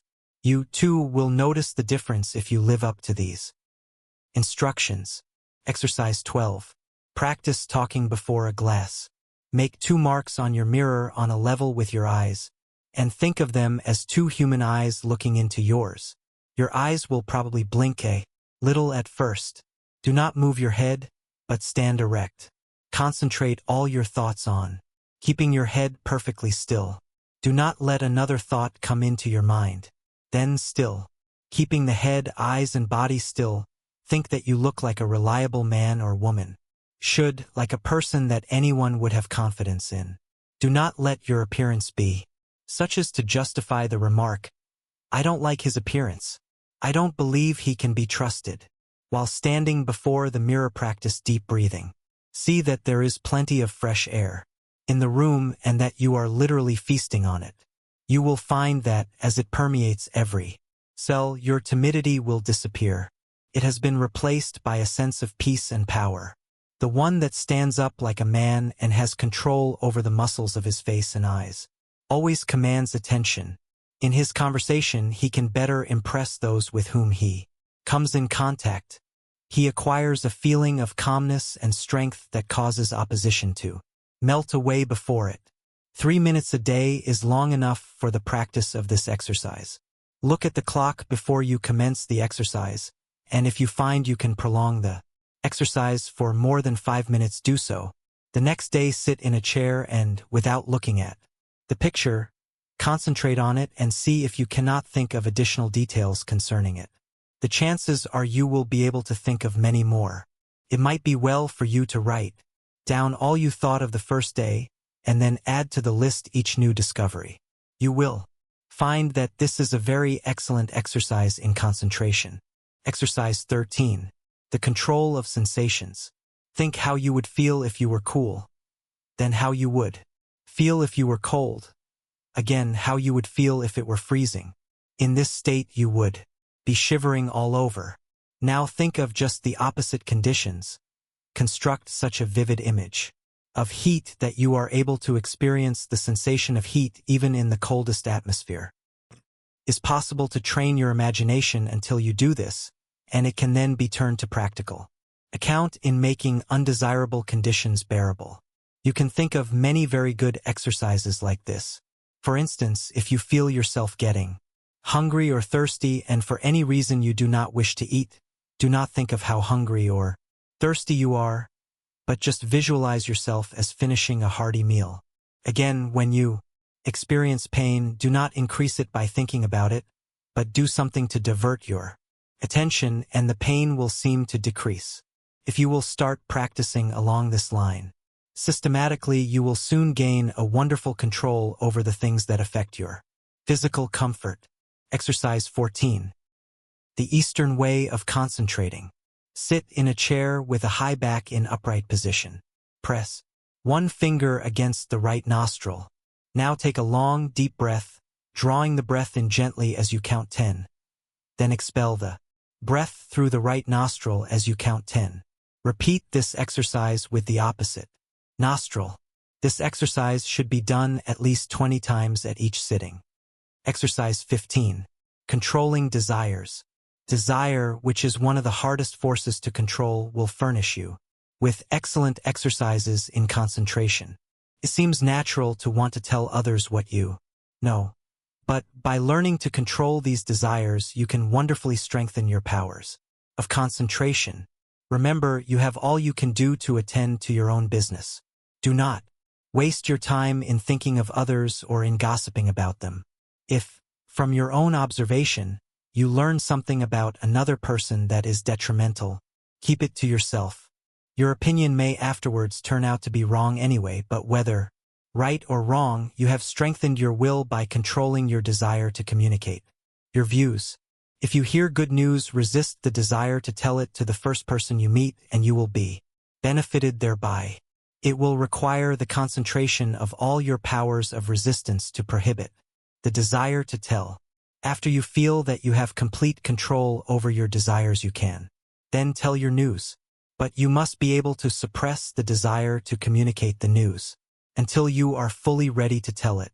Persons that do not possess this power of control over desires are apt to tell things that they should not, thereby often involving both themselves and others in needless trouble. If you are in the habit of getting excited when you hear unpleasant news, just control yourself and receive it without any exclamation of surprise. Say to yourself, "Nothing is going to cause me to lose my self-control." You will find from experience that this self-control will be worth much to you in business. You will be looked upon as a cool-headed businessman, and this in time becomes a valuable business asset. Of course, circumstances alter cases. Times. It is necessary to become enthused, but be ever on the lookout for opportunities for the practice of self-control. He that ruleth his spirit is greater than he that ruleth a city. Exercise 16. When you read, no one can think without first concentrating his thoughts on the subject in hand. Every man and woman should train himself to think clearly. An excellent exercise is to read some short story and then write just an abridged statement. Read an article in a newspaper and see in how few words you can express it. Reading an article to get only the essentials requires the closest concentration. If you are unable to write out what you read, you will know you are weak in concentration. Instead of writing it out, you can express it orally if you wish. Go to your room and deliver it as if you were talking to someone. You will find exercises like this of the greatest value in developing concentration and learning to think. After you have practiced a number of these simple exercises, read a book for 20 minutes, and then write down what you have read. The chances are that at first you will not remember very many details, but with a little practice you will be able to write a very good account of what you have read. The closer the concentration, the more accurate the account will be. It is a good idea when time is limited to read only a short sentence and then try to write it down word for word. When you are able to do this, read 2 or more sentences and treat. Similarly, the practice will produce very good results if you keep it up until the habit is fixed. If you will just utilize your spare time in practicing exercises like those suggested, you can gain wonderful powers of concentration. You will find that, in order to remember every word in a sentence, you must keep out every thought but that which you wish to remember, and this power of inhibition alone will more than compensate for the trouble of the exercise. Of course, success in all of the above depends largely upon cultivating, through the closest concentration, the power to image or picture what you read, upon the power, as one writer expresses it, of letting the mountains of which we hear loom before us and the rivers of which we read roll at our feet. Exercise 17. Concentration overcomes bad habits. If you have a habit that you want to get rid of, shut your eyes and imagine that your real self is standing before you. Now try the power of affirmation. Say to yourself, "You are not a weakling. You can stop this habit if you want to. This habit is bad and you want to break it." Just imagine that you are someone else giving this advice. This is very valuable practice. You, in time, see yourself as others see you. The habit loses its power over you and you are free. If you will just form the mental image of controlling yourself as another person might, you will take a delight in breaking bad habits. I have known a number of men to break themselves of drinking in this way. Exercise 18. Watch concentration. Sit in a chair and place a clock with a second hand on the table. Follow the second hand with your eyes as it goes around. Keep this up for 5 minutes, thinking of nothing else but the second hand. This is a very good exercise when you only have a few minutes to spare, if you are able to keep every other thought in the stream of consciousness subordinate to it. As there is little that is particularly interesting about the second hand, it is hard to do this, but in the extra effort of willpower required to make it successful lies its value. Always try to keep as still as possible during these exercises. In this way you can gain control over nerves, and this quieting effect is very good for them. Exercise 19. Faith concentration. A belief in the power to concentrate is of course very important. Purposely did not put this exercise in the beginning where it naturally belongs because I wanted you to know that you could learn to concentrate. If you have practiced the above exercises, you have now developed this concentration power to a considerable extent, and therefore you have faith in the power of concentration, but you can still become a much stronger believer in it. We will say that you have some desire or wish you want fulfilled, or that you need some special advice. You first clearly picture what is wanted and then you concentrate on getting it. Have absolute faith that your desires will be realized. Believe that it will, according to your belief, be fulfilled. Never, at this time, attempt to analyze the belief. You don't care anything about the whys and wherefores. You want to gain the thing you desire, and if you concentrate on it in the right way, you will get it. Caution. Never think you will not succeed, but picture what is wanted as already yours, and yours it surely will be. Self-distrust. Do you ever feel distrust in yourself? If you do, just ask yourself, which self do I mistrust? Then say, my higher self cannot be affected. Then think of the wonderful powers of the higher self. There is a way to overcome all difficulties, and it is a delight for the human soul to do so, instead of wasting precious thought force by dreading or fearing a disagreeable interview or event. Instead, devote the time and concentrated thought in how to make the best of the interview or event, and you will find that it will not be as unpleasant as you thought it would be. Most of our troubles are but imaginary, and it is the mental habit of so dreading them that really acts as a magnet in attracting those that really do come. Your evil circumstances are created or attracted by your own negative fears and wrong thoughts, and are a means of teaching you to triumph over all evils by discovering that which is inherent within yourself. You will find it helpful in overcoming self-distrust to stop and think why you are concentrating your forces, and by so doing you become more closely attached to the higher Self which never distrusts. Lesson 15. Concentrate so you will not forget.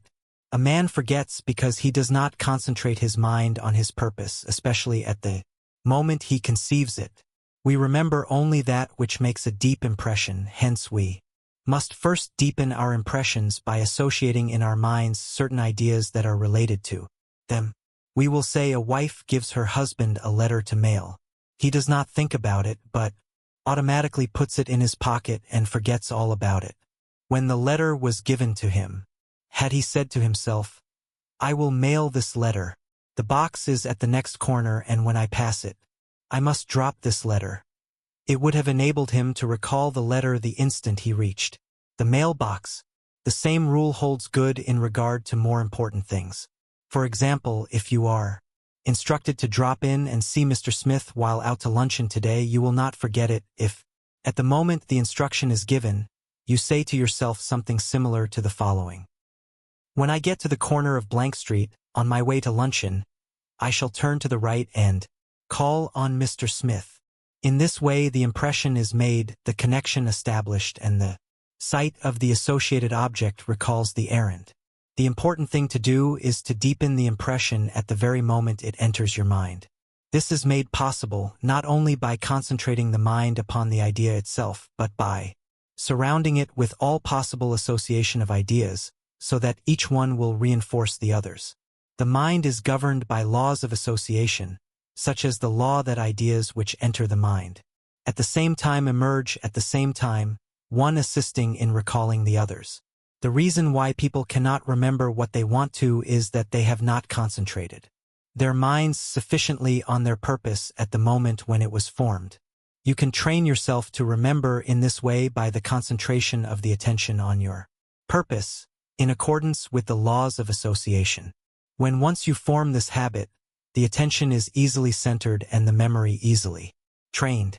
Then your memory, instead of failing you at crucial moments, becomes a valuable asset in your everyday work. Exercise in memory concentration. Select some picture, put it on a table, and then look at it for 2 minutes.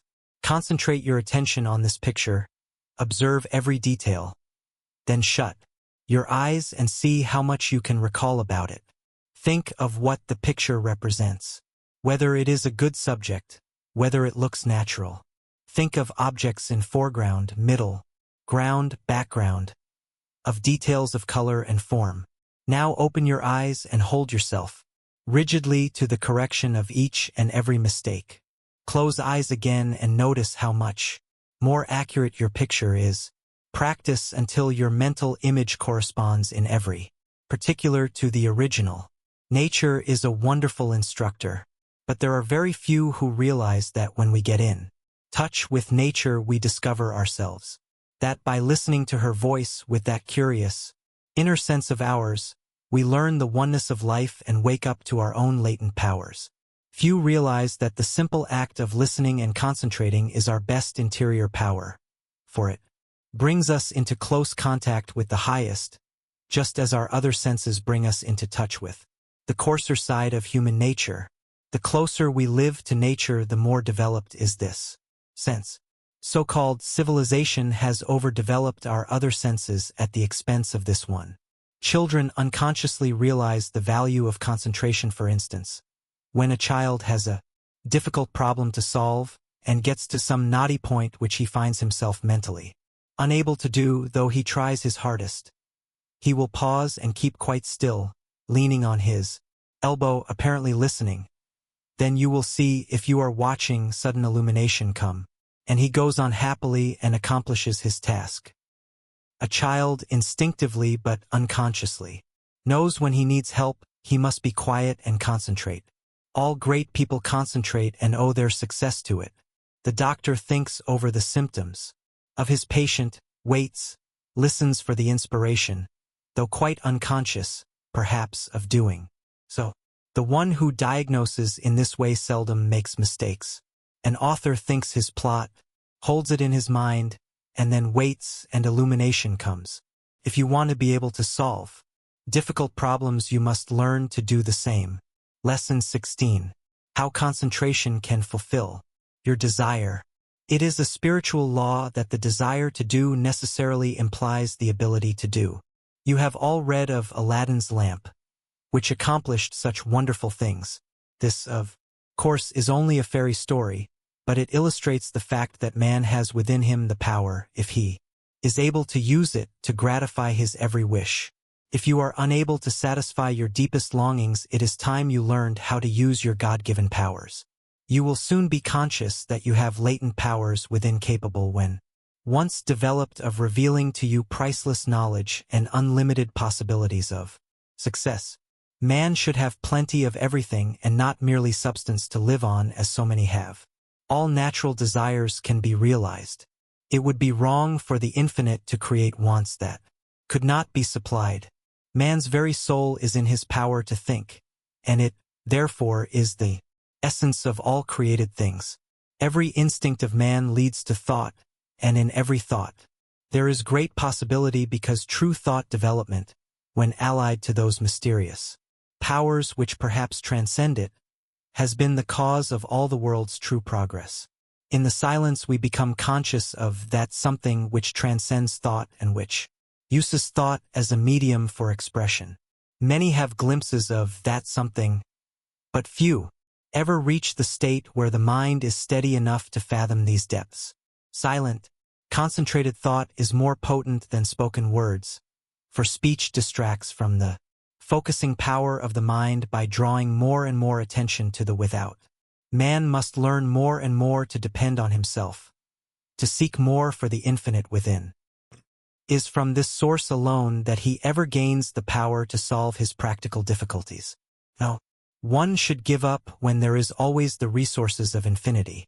The cause of failure is that men search in the wrong direction for success, because they are not conscious of their real powers that, when used, are capable of guiding them. The infinite within is foreign to those persons who go through life without developing their spiritual powers. But the infinite helps only he who helps himself. There is no such thing as a special providence. Man will not receive help from the infinite except to the extent that he believes and hopes and prays for help from this great source. Concentrate on what you want and get it. The weakling is controlled by conditions. The strong man controls conditions. You can be either the conqueror or the conquered. By the law of concentration you can achieve your heart's desire. This law is so powerful that that which at first seems impossible becomes attainable. By this law, what you at first see as a dream becomes a reality. Remember that the first step in concentration is to form a mental image of what you wish to accomplish. This image becomes a thought seed that attracts thoughts of a similar nature. Around this thought, when it is once planted in the imagination or creative region of the mind, you group or build associated thoughts which continue to grow as long as your desire is keen enough to compel close concentration. Form the habit of thinking of something you wish to accomplish for 5 minutes each day. Shut every other thought out of consciousness. Be confident that you will succeed. Make up your mind that all obstacles that are in your way will be overcome and you can rise above any environment. You do this by utilizing the natural laws of the thought world, which are all-powerful. A great aid in the development of concentration is to write out your thoughts on that which lies nearest your heart and to continue, little by little, to add to it until you have as nearly as possible exhausted the subject. You will find that each day, as you focus your forces on this thought at the center of the stream of consciousness, new plans, ideas and methods will flash into your mind. There is a law of attraction that will help you accomplish your purpose. An advertiser, for instance, gets to thinking along a certain line. He has formed his own ideas, but he wants to know what others think. He starts out to seek ideas and he soon finds plenty of books, plans, designs, etc. on the subject, although when he started he was not aware of their existence.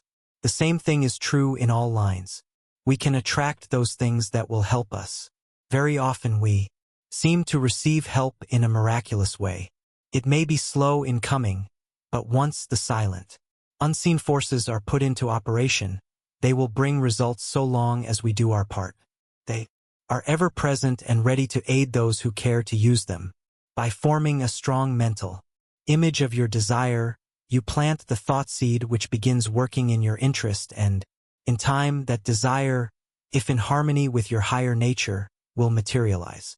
It may seem that it would be unnecessary to caution you to concentrate only upon achievement that will be good for you and work no harm to another, but there are many who forget others and their rights in their anxiety to achieve success.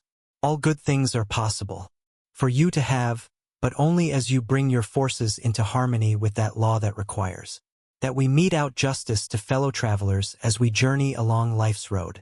So first think over the thing wanted, and if it would be good for you to have. Say, I want to do this, I am going to work to secure it. The way will be open for me. If you fully grasp mentally the thought of success and hold it in mind each day, you gradually make a pattern or mold which in time will materialize. But by all means keep free from doubt and fear, the destructive forces. Never allow these to become associated with your thoughts. At last you will create the desired conditions and receive help in many unlooked-for ways that will lift you out of the undesired environment.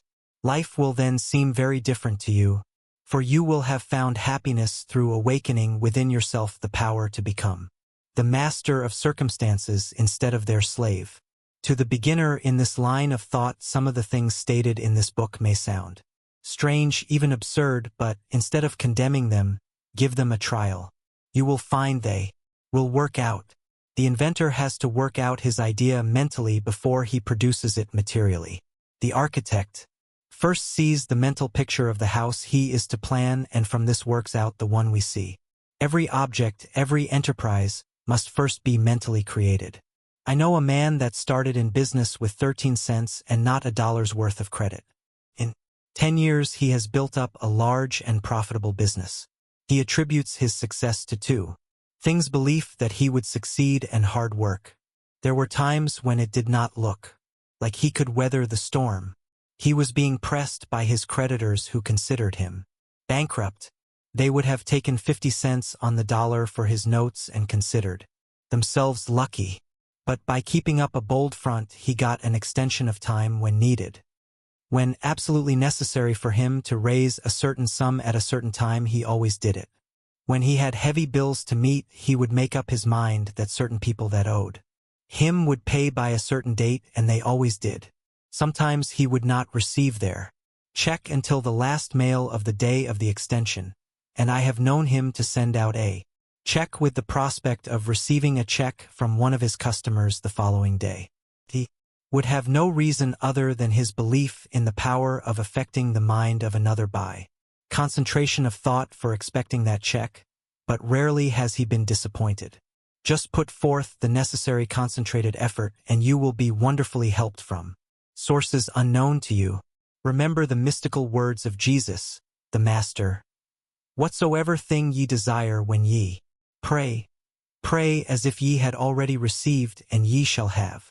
Lesson 17. Ideals developed by concentration. Through our paltry stir and strife, glows the wished ideal, and longing molds in clay what life carves in the marble real. Lowell. We often hear people spoken of as idealists. The fact is we are all idealists to a certain extent, and upon the ideals we picture depends our ultimate success. You must have the mental image if you are to produce the material thing. Everything is first created in the mind. When you control your thoughts, you become a creator. You receive divine ideas and shape them to your individual needs. All things of this world are to you just what you think they are. Your happiness and success depend upon your ideals. You are responsible for every condition you go through, either consciously or unconsciously. The next step you take determines the succeeding step. Remember this, it is a valuable lesson. By concentrating on each step as you go along, you can save a lot of waste steps and will be able to choose a straight path instead of a roundabout road. Concentrate upon your ideals and they will become material actualities. Through concentration we work out our ideals in physical life. Your future depends upon the ideals you are forming now. Your past ideals are determining your present. Therefore, if you want a bright future, you must begin to prepare for it today. If persons could only realize that they can only injure themselves, that when they are apparently injuring others, they are really injuring themselves, what a different world this would be. We say a man is as changeable as the weather. What is meant is his ideals change. Every time you change your ideal, you think differently. You become like a rudderless boat on an ocean. Therefore, realize the importance of holding to your ideal until it becomes a reality. You get up in the morning determined that nothing will make you lose your temper. This is your ideal of a person of real strength and poise. Something takes place that upsets you completely and you lose your temper. For the time being, you forget your ideal. If you had just thought a second of what a well-poised person implies, you would not have become angry. You lose your poise when you forget your ideal. Each time we allow our ideals to be shattered, we also weaken our willpower. Holding to your ideals develops willpower. Don't forget this. Why do so many men fail? Because they don't hold to their ideal until it becomes a mental habit. When they concentrate on it to the exclusion of all other things, it becomes a reality. I am that which I think myself to be. Ideals are reflected to us from the unseen spirit. The laws of matter and spirit are not the same. One can be broken but not the other. To the extent that ideals are kept is your future assured. It was never intended that man should suffer. He has brought it upon himself by disobeying the laws of nature. He knows them, so cannot plead ignorance. Why does he break them? Because he does not pay attention to those ideals flashed to him from the infinite spirit. Life is but one continuous unfoldment, and you can be happy every step of the way or miserable as you please. It all depends upon how we entertain those silent whisperings that come from we know not where. We cannot hear them with mortal ear, but from the silence. They come as if they were dreams, not to you or me alone, but to everyone. In this way the grandest thoughts come to us to use or abuse. So search not in treasured volumes for noble thoughts, but within, and bright and glowing vision will come to be realized now and hereafter.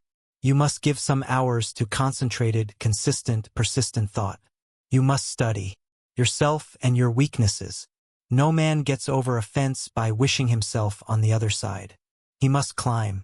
No man gets out of the rut of dull, tiresome, monotonous life by merely wishing himself out of the rut. He must climb. If you are standing still or going backward, there is something wrong. You are the man to find out what is wrong. Don't think that you are neglected or not understood or not appreciated. Such thoughts are the thoughts of failure. Think hard about the fact that men who have got what you envy got it by working for it. Don't pity yourself, criticize yourself. You know that the only thing in the world that you have got to count upon is yourself. Lesson 18. Mental control through creation. I attended a banquet of inventors recently. Each inventor gave a short talk on something he thought would be accomplished in the future. Many very much needed things were spoken of. One inventor spoke of the possibilities of wireless telephone. Distance, he said, would shortly be annihilated. He thought we would soon be able to talk to the man in the submarine 40 fathoms below the surface and 1,000 miles away. When he got through, he asked if there were any that doubted what he said. No one spoke up. This was not a case of tactful politeness, as inventors like to argue, but a case where no one present really doubted that the inventor's vision would, in the future, materialize. These shrewd men, some real geniuses, all thought we would in time be able to talk to those 1,000 miles away without media.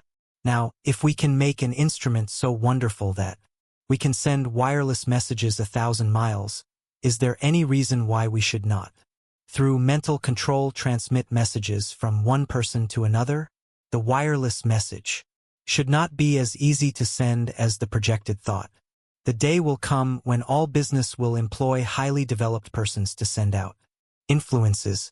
These influences will be so dominating that employees will be partly controlled by them, and so you will profit more and more by your mental powers and depend on them to Draw to you all forces of a helpful nature. You will be constantly sending out suggestions to your employees and friends. They will receive these unconsciously, but in case yours is the stronger personality, they will carry them out the same as if you had spoken them. This is being done even today. A finely organized company secures the combined effort of all its men. They may be each doing a different kind of work, but all work to bring about the very best results. The whole atmosphere is impregnated with a high standard of workmanship. Everyone feels he must do his best. He could not be in such surroundings and be satisfied to do anything but his best work. A business will succeed only to the extent that the efforts of all are coordinated towards one result. At least one person is needed to direct all toward the desired end. The person at the head does not have to exactly outline to the others what steps to take, but he must possess the mental power of control over others. An up-to-date business letter is not written in a casual, commonplace way today. The writer tries to convey something he thinks the receiver will be interested to know. In this way he awakens a responsive spirit. Sometimes just the addition of a word or two will change a letter of the matter-of-fact style to one that compels a response. It is not always what is actually in a letter, but the spirit which it breathes that brings results. That intangible something that defies analysis is the projected thought of the master that brings back the harvest that it claims. But we should not always claim success for ourselves only. If you are anxious that some friend or relative should succeed, think of this person as becoming successful.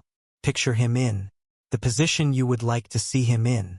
If he has a weakness, desire and command that it be strengthened. Think of his shortcomings which belong to his negative nature as being replaced by positive qualities.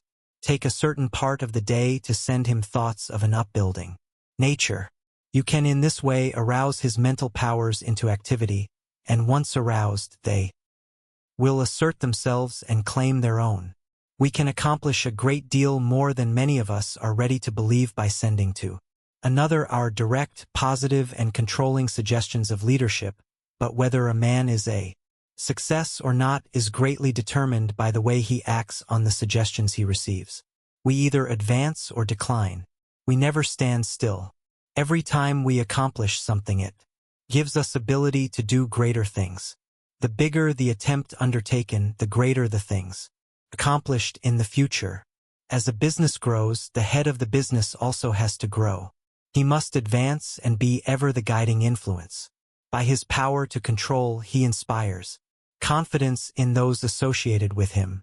Often employees are superior to their employers in some qualities, and if they had studied instead of neglected their development, they could have been employers of more commanding influence than those whom they serve. Through your mental power, you can generate in another enthusiasm and the spirit of success, which somehow furnishes an impetus to do something worthwhile. In concentrated mental control, there is a latent power more potent than physical force. The person becomes aware that the attitude of the mind has a power of controlling, directing, and governing other forces. He has been placed in an attitude capable of acquiring that which he desires. All of us, no matter how strong we are affected by the mental forces of our environment. There is no one that can remain neutral to influences. The mind cannot be freed from the forces of a place. If the environment of your place of business is not helpful, it will be harmful. That is why a change of position will often do a person a great deal of good. No person was ever intended to live alone. If you are shut up with only your own thoughts, you suffer from mental starvation. The mind becomes narrow. The mental powers weaken. Living alone often causes some of the milder forms of insanity. If children do not play with those their own age but associate with only older people, they will take on the actions of the older people. The same is true of older persons if they associate with people younger than they are. They take on the spirit of youth. If you wish to retain your youth, you need the influences of youth. Like attracts like all over the world. The thought element plays a great part in our lives. Every business must not only command physical effort, but it must also command thought effort. There must be coordination of thought. All employers should aim to secure employees that think along similar lines. They will work in fuller sympathy with each other. They will better understand each other. This enables them to help each other, which would be utterly impossible if they were not in sympathy with each other. It is this that goes to make up a perfect organization which directs and influences them toward the one end. Instead of each person being a separate unit, each one is like a spoke in a big wheel. Each member carries his own load, and he would not think of shirking. Anyone working in such an atmosphere could not help turning out his best work. All great leaders must be able to inspire this cooperative spirit. They first secure assistance through their mental control. They then make their assistants realize the value of mental control. Soon there is a close bond between them. They are working toward a single purpose. They profit by their combined effort. The result is that they accomplish much. If your business is conducted in the right spirit, you can instill your thoughts and your ideas into your employees. Your methods and ideas become theirs. They don't know it, but your mental forces are shaping their work. They are just as certain to produce results as any physical force in nature.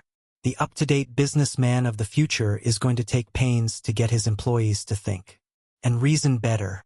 He will not want them to become depressed or discouraged.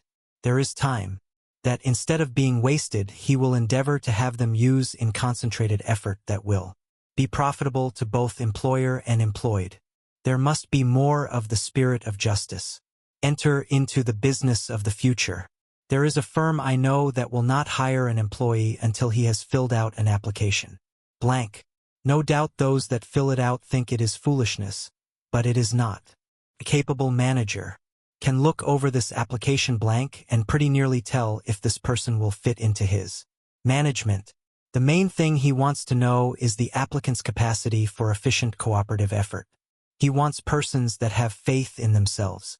He wants them to realize that when they talk of misfortunes and become blue, they are likely to communicate the same depressing influence to others. The up-to-date manager wants to guard against hiring employees who will obstruct his success. You must realize that every moment spent in thinking of your difficulties of the past, every moment spent in bad company is attracting to you all that is bad, is attracting influences that must be shaken off before you can advance. Many firms prefer to hire employees that never worked before so that they have nothing to unlearn. They are then not trained but have no bad business habits to overcome. They are more easily guided and grasp the new methods more effectively because they are not contrary to what they have already learned. They are at once started on the right road, and as they cooperate readily, they receive the mental support of the management in learning the methods that have been perfected. This inspires confidence in themselves, and they soon become efficient and, finally, skilled workers. Most big business firms today employ efficiency experts. Each day or week they are in a different department. They earn their money because they familiarize persons with very little business experience with plans that has taken the expert years of training and much money to perfect. The attitude we take has a great deal more to do with our success than most of us realize. We must be able to generate those forces that are helpful. There is a wonderful power in the thought rightly controlled and projected, and we must through concentration develop this power to the fullest possible extent. We are surrounded by many forces of which we know but little at present. Our knowledge of these is to be wonderfully increased. Each year we learn more about these psychic forces, which are full of possibilities of which we are not even dimly conscious. We must believe in mental control, learn more about it, and use it if we want to command these higher powers and forces which will unquestionably direct the lives of countless future generations. Lesson 19. A concentrated will development. New method. You will find in this chapter a most effective and most practical method of developing the will. You can develop a strong one if you want to. You can make your will a dynamo to draw to you untold power. Exercises are given which will, if practiced, strengthen your will just as you would strengthen your muscles by athletic exercises. In starting to do anything, we must first commence with elementary principles. Simple exercises will be given. It is impossible to estimate the ultimate good to be derived from the mental cultivation that comes through these attempts at concentration. Even the simple exercises are not to be thought useless. In no respect, writes Dr. Oppenheim, can a man show a finer quality of willpower than in his own private, intimate life. We are all subjected to certain temptations. The will decides whether we will be just or unjust, pure of thought, charitable in opinion, forbearing in overlooking others' shortcomings, whether we live up to our highest standard.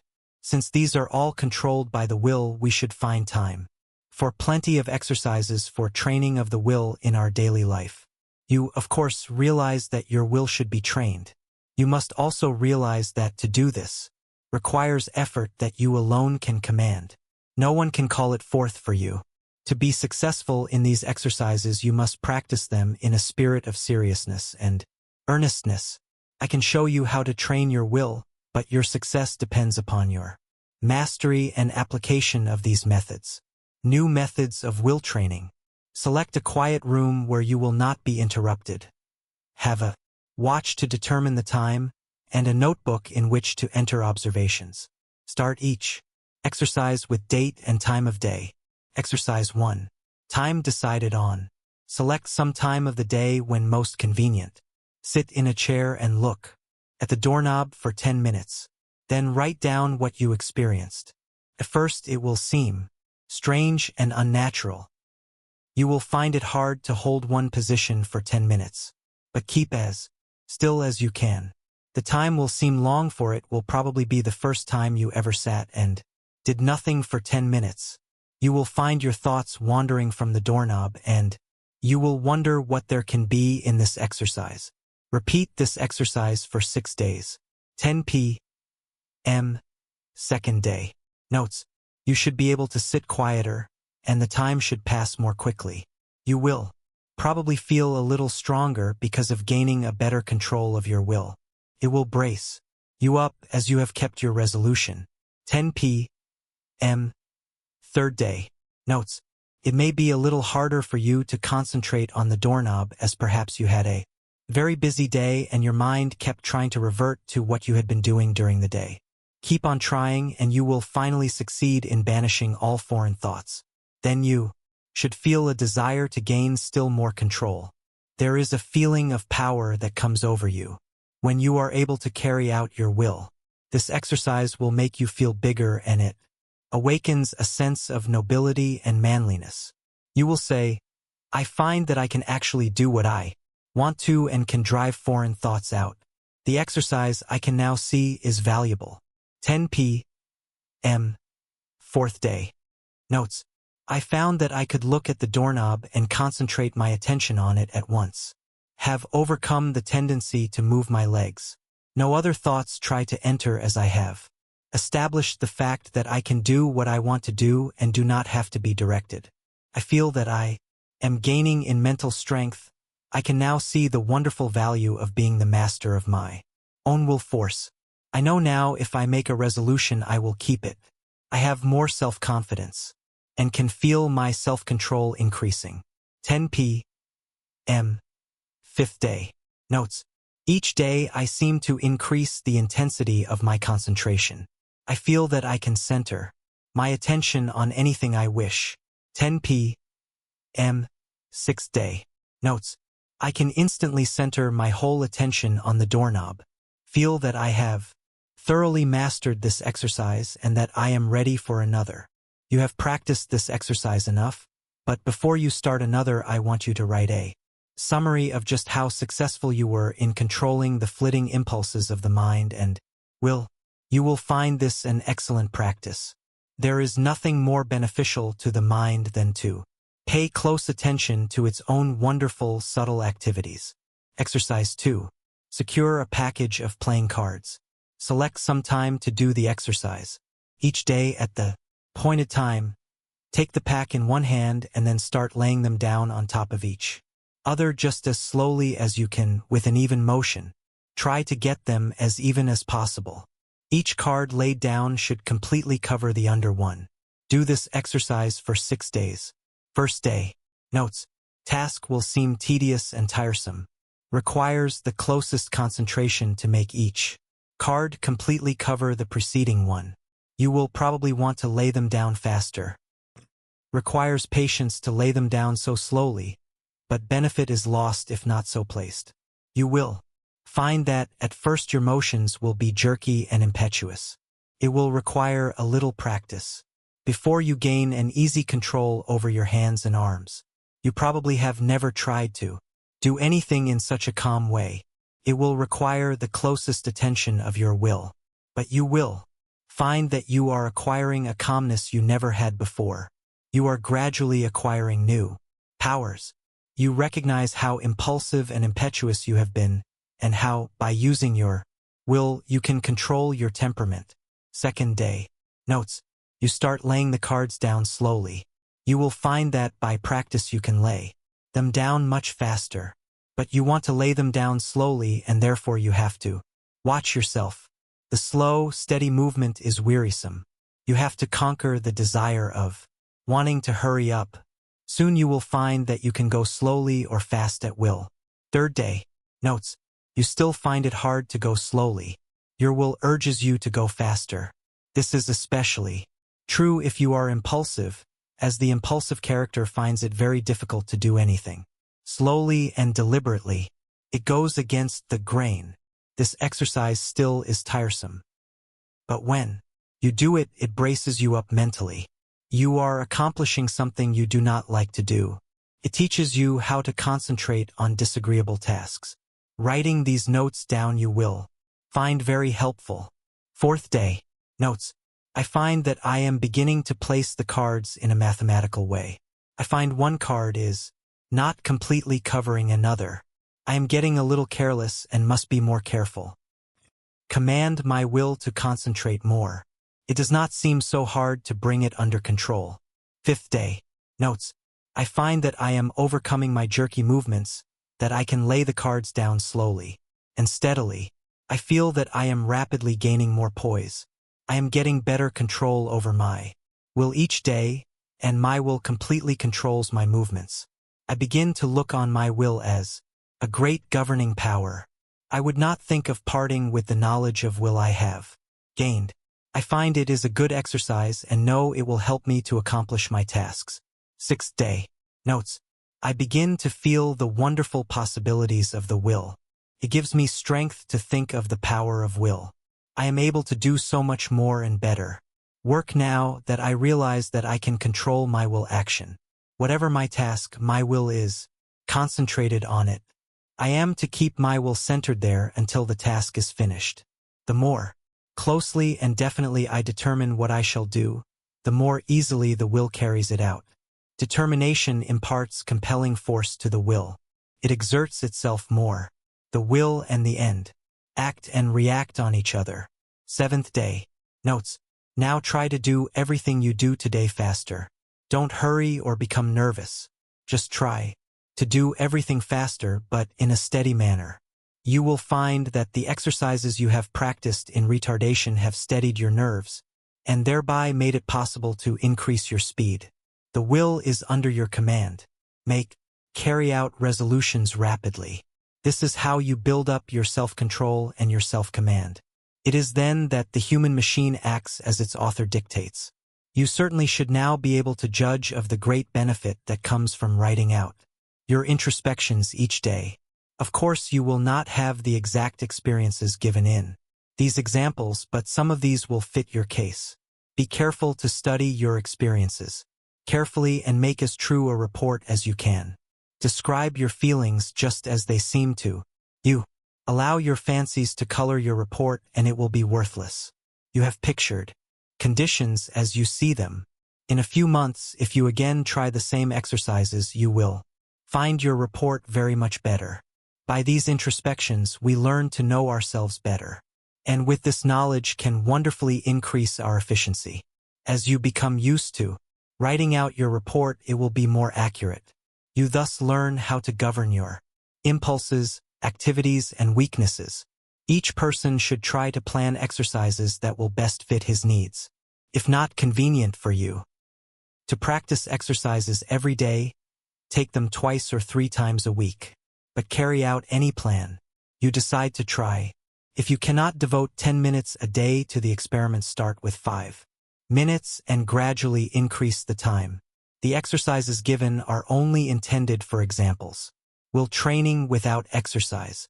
There are many people that do not want to take the time to practice exercises, so the following instructions for training the will are given to them.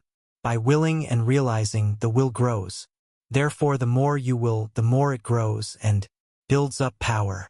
No matter whether your task is big or small, make it a rule to accomplish it. In order to fortify your will, form the habit of focusing your will in all its strength upon the subject to be achieved. You form in this way the habit of getting a thing done, of carrying out some plan. You acquire the feeling of being able to accomplish that which lies before you, no matter what it is. This gives you confidence and a sense of power that you get in no other way. You know when you make a resolution that you will keep it. You do not tackle new tasks in a half-hearted way, but with a bold, brave spirit. We know that the will is able to carry us over big obstacles. Knowing this, despair never claims us for a victim. We have wills, and are going to use them with more and more intensity, thus giving us the power to make our resolutions stronger, our actions freer, and our lives finer and better. The education of the will should not be left to chance. It is only definite tasks that will render it energetic, ready, persevering, and consistent. The only way it can be done is by self-study and self-discipline. The cost is effort, time, and patience, but the returns are valuable. There are no magical processes leading to will development, but the development of your will works wonders for you because it gives you self-mastery, personal power, and energy of character. Concentration of the will to win. The adaptability of persons to their business environment is more a matter of determination than anything else. In this age, we hear a good deal of talk about a man's aptitudes. Some of his aptitudes, some of his powers may be developed to a wonderful extent, but he is really an unknown quality until all his latent powers are developed to their highest possible extent. He may be a failure in one line and a big success in another. There are many successful men that did not succeed well at what they first undertook, but they profited by their efforts in different directions, and this fitted them for higher things, whereas had they refused to adjust themselves to their environment, the tide of progress would have swept them into oblivion. My one aim in all my works is to try and arouse in the individual the effort and determination to develop his full capacities, his highest possibilities. One thing I want you to realize at the start, that it is not so much ability as it is the will to do that counts. Ability is very plentiful, but organizing, initiative, and creative power are not plentiful. It is easy to get employees, but to get someone to train them is harder. Their abilities must be directed to the work they can do. They must be shown how, while at this work, to conserve their energy, and they must be taught to work in harmony with others, for most business concerns are dominated by a single personality, concentrating on driving force within. We are all conscious at times that we have somewhere within us an active driving force that is ever trying to push us onward to better deeds. It is that force that makes us feel determined at times to do something worthwhile. It is not thought, emotion, or feeling. This driving force is something distinct from thought or emotion. It is a quality of the soul, and therefore it has a consciousness all its own. It is the I will do of the will. It is the force that makes the will concentrate. Many have felt this force working within them, driving them on to accomplish their tasks. All great men and women become conscious that this supreme and powerful force is their ally in carrying out great resolutions. This driving force is within all, but until you reach a certain stage you do not become aware of it. It is most useful to the worthy. It springs up naturally without any thought of training. comes unprovoked and leaves unnoticed. Just what this force is we do not know, but we do know that it is what intensifies the will in demanding just and harmonious action. The ordinary human being, merely as merchandise, if he could be sold as a slave, would be worth $10,000. If somebody gave you a $5,000 automobile, you would take very good care of it. You wouldn't put sand in the carburetor, or mix water with the gasoline, or drive it furiously over rough roads, or leave it out to freeze at night. Are you quite sure that you take care of your own body, your own health, your only real property, as well as you would take care of a $5,000 automobile if it were given to you? The man who mixes whiskey with his blood is more foolish than a man would be if he mixed water with gasoline in his car. You can get another car, you cannot get another body. The man who misses sleep, lives irregularly, bolts his food so that his blood supply is imperfect. That is a foolish man treating himself as he would not treat any other valuable piece of property. Do you try to talk with men and women who know more than you do, and do you listen, rather than try to tell them what you know? There are 100,000 men of 50 and men of 60 running along in the old rut, any one of whom could get out of it and be counted among the successful men if only the spark could be found to explode the energy within them now going to waste. Each man must study and solve his own problem. Lesson XX. Concentration reviewed. In bringing this book to a close, I again want to impress you with the inestimable value of concentration, because those that lack this great power, or rather that fail to develop it, will generally suffer from poverty and unhappiness, and their life's work will most often be a failure, while those that develop and use it will make the most of life's opportunities. I have tried to make these lessons practical, and I am sure that many will find them so. Of course, the mere reading of them will not do you a great deal of good, but if the exercises are practiced and worked out and applied to your own individual case, you should be able to acquire the habit of concentration in such measure as to greatly improve your work and increase your happiness. But remember, the best instruction can only help you to the extent to which you put it into practice. I have found it an excellent idea to read a book through first and then reread it, and when you come to an idea that appeals to you, stop and think about it. Then, if applicable to you, repeat it over and over, that you will be impressed by it. In this way you can form the habit of picking out all the good things you read, and these will have a wonderful influence on your character. In this closing chapter, I want to impress you to concentrate on what you do instead of performing most of your work unconsciously or automatically, until you have formed habits that give you the mastery of your work and your life powers and forces. Very often the hardest part of work is thinking about it. When you get right into it, it does not seem so disagreeable. This is the experience of many when they first commence to learn how to concentrate. So never think it a difficult task, but undertake it with the I will spirit, and you will find that its acquirement will be as easy as its application will be useful. Read the life of any great man, and you will generally find that the dominant quality that made him successful was the ability to concentrate. Study those that have been failures, and you will often find that lack of concentration was the cause. One thing at a time, and that done will, is a good rule as I can tell. All men are not born with equal powers, but it is the way they are used that counts. Opportunity knocks at every man's door. Those that are successful hear the knock and grasp the chance. The failures believe that luck and circumstances are against them. They always blame someone else instead of themselves for their lack of success. We get what is coming to us, nothing more or less. Anything within the universe is within your grasp. Just use your latent powers and it is yours. You are aided by both visible and invisible forces. When you concentrate on either to do or to be, everyone is capable of some concentration, for without it you would be unable to say or do anything. People differ in the power to concentrate because some are unable to will to hold the thought in mind for the required time. The amount of determination used determines who has the strongest will. No one's is stronger than yours. Think of this whenever you go against a strong opponent. Never say, I can't concentrate today. You can do it just the minute you say, I will. You can keep your thoughts from straying, just the same as you can control your arms. When once you realize this fact, you can train the will to concentrate on anything you wish. If it wanders, it is your fault. You are not utilizing your will. But don't blame it on your will and say it is weak. The will is just the same whether you act as if it were weak or as if it were strong. When you act as if your will is strong, you say, I can. When you act as if it were weak, you say, I can't. It requires the same amount of effort in each case.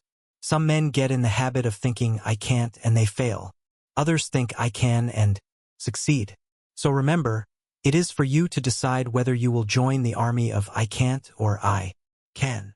The big mistake with so many is that they don't realize that when they say I can't, they really say, I won't try. You cannot tell what you can do until you try. Can't means you will not try.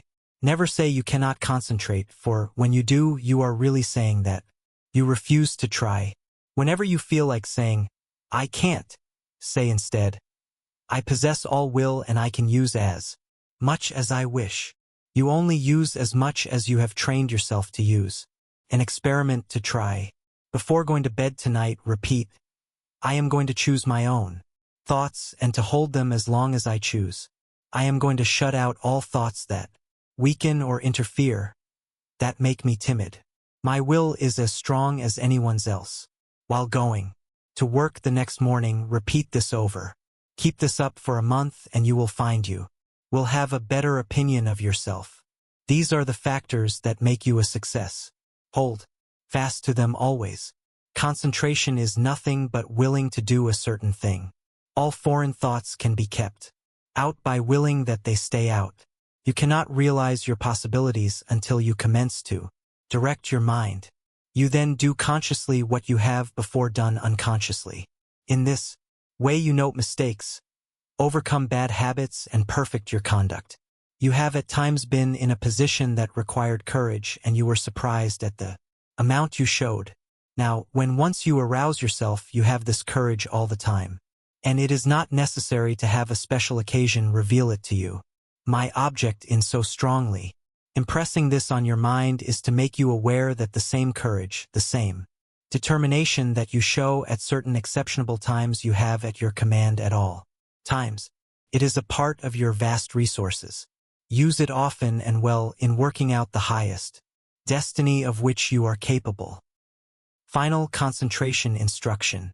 You now realize that in order to make your life worthy, useful and happy, you must concentrate. A number of exercises and all the needed instruction has been given. It now remains for you to form the highest ideal that you can in the present, and live up to that ideal and try to raise it. Don't waste your time in foolish reading. Select something that is inspiring, that you may become enraptured with those that think thoughts that are worthwhile. Their enthusiasm will inspire and enlighten you. Read slowly and concentrate on what you are reading. Let your spirit and the spirit of the author commune, and you will then sense what is between the lines, those great things which words cannot express. Pay constant attention to one and one thing only for a given time, and you will soon be able to concentrate. Hang on to that thought ceaselessly until you have attained your object. When you work, let your mind dwell steadily on your task. Think before you speak and direct your conversation to the subject under discussion. Do not ramble. Talk slowly, steadily, and connectedly. Never form the hurry habit, but be deliberate in all you do. Assume static attitudes without moving a finger or an eyelid, or any part of your body. Read books that treat of but one continuous subject. Read long articles and recall the thread of the argument.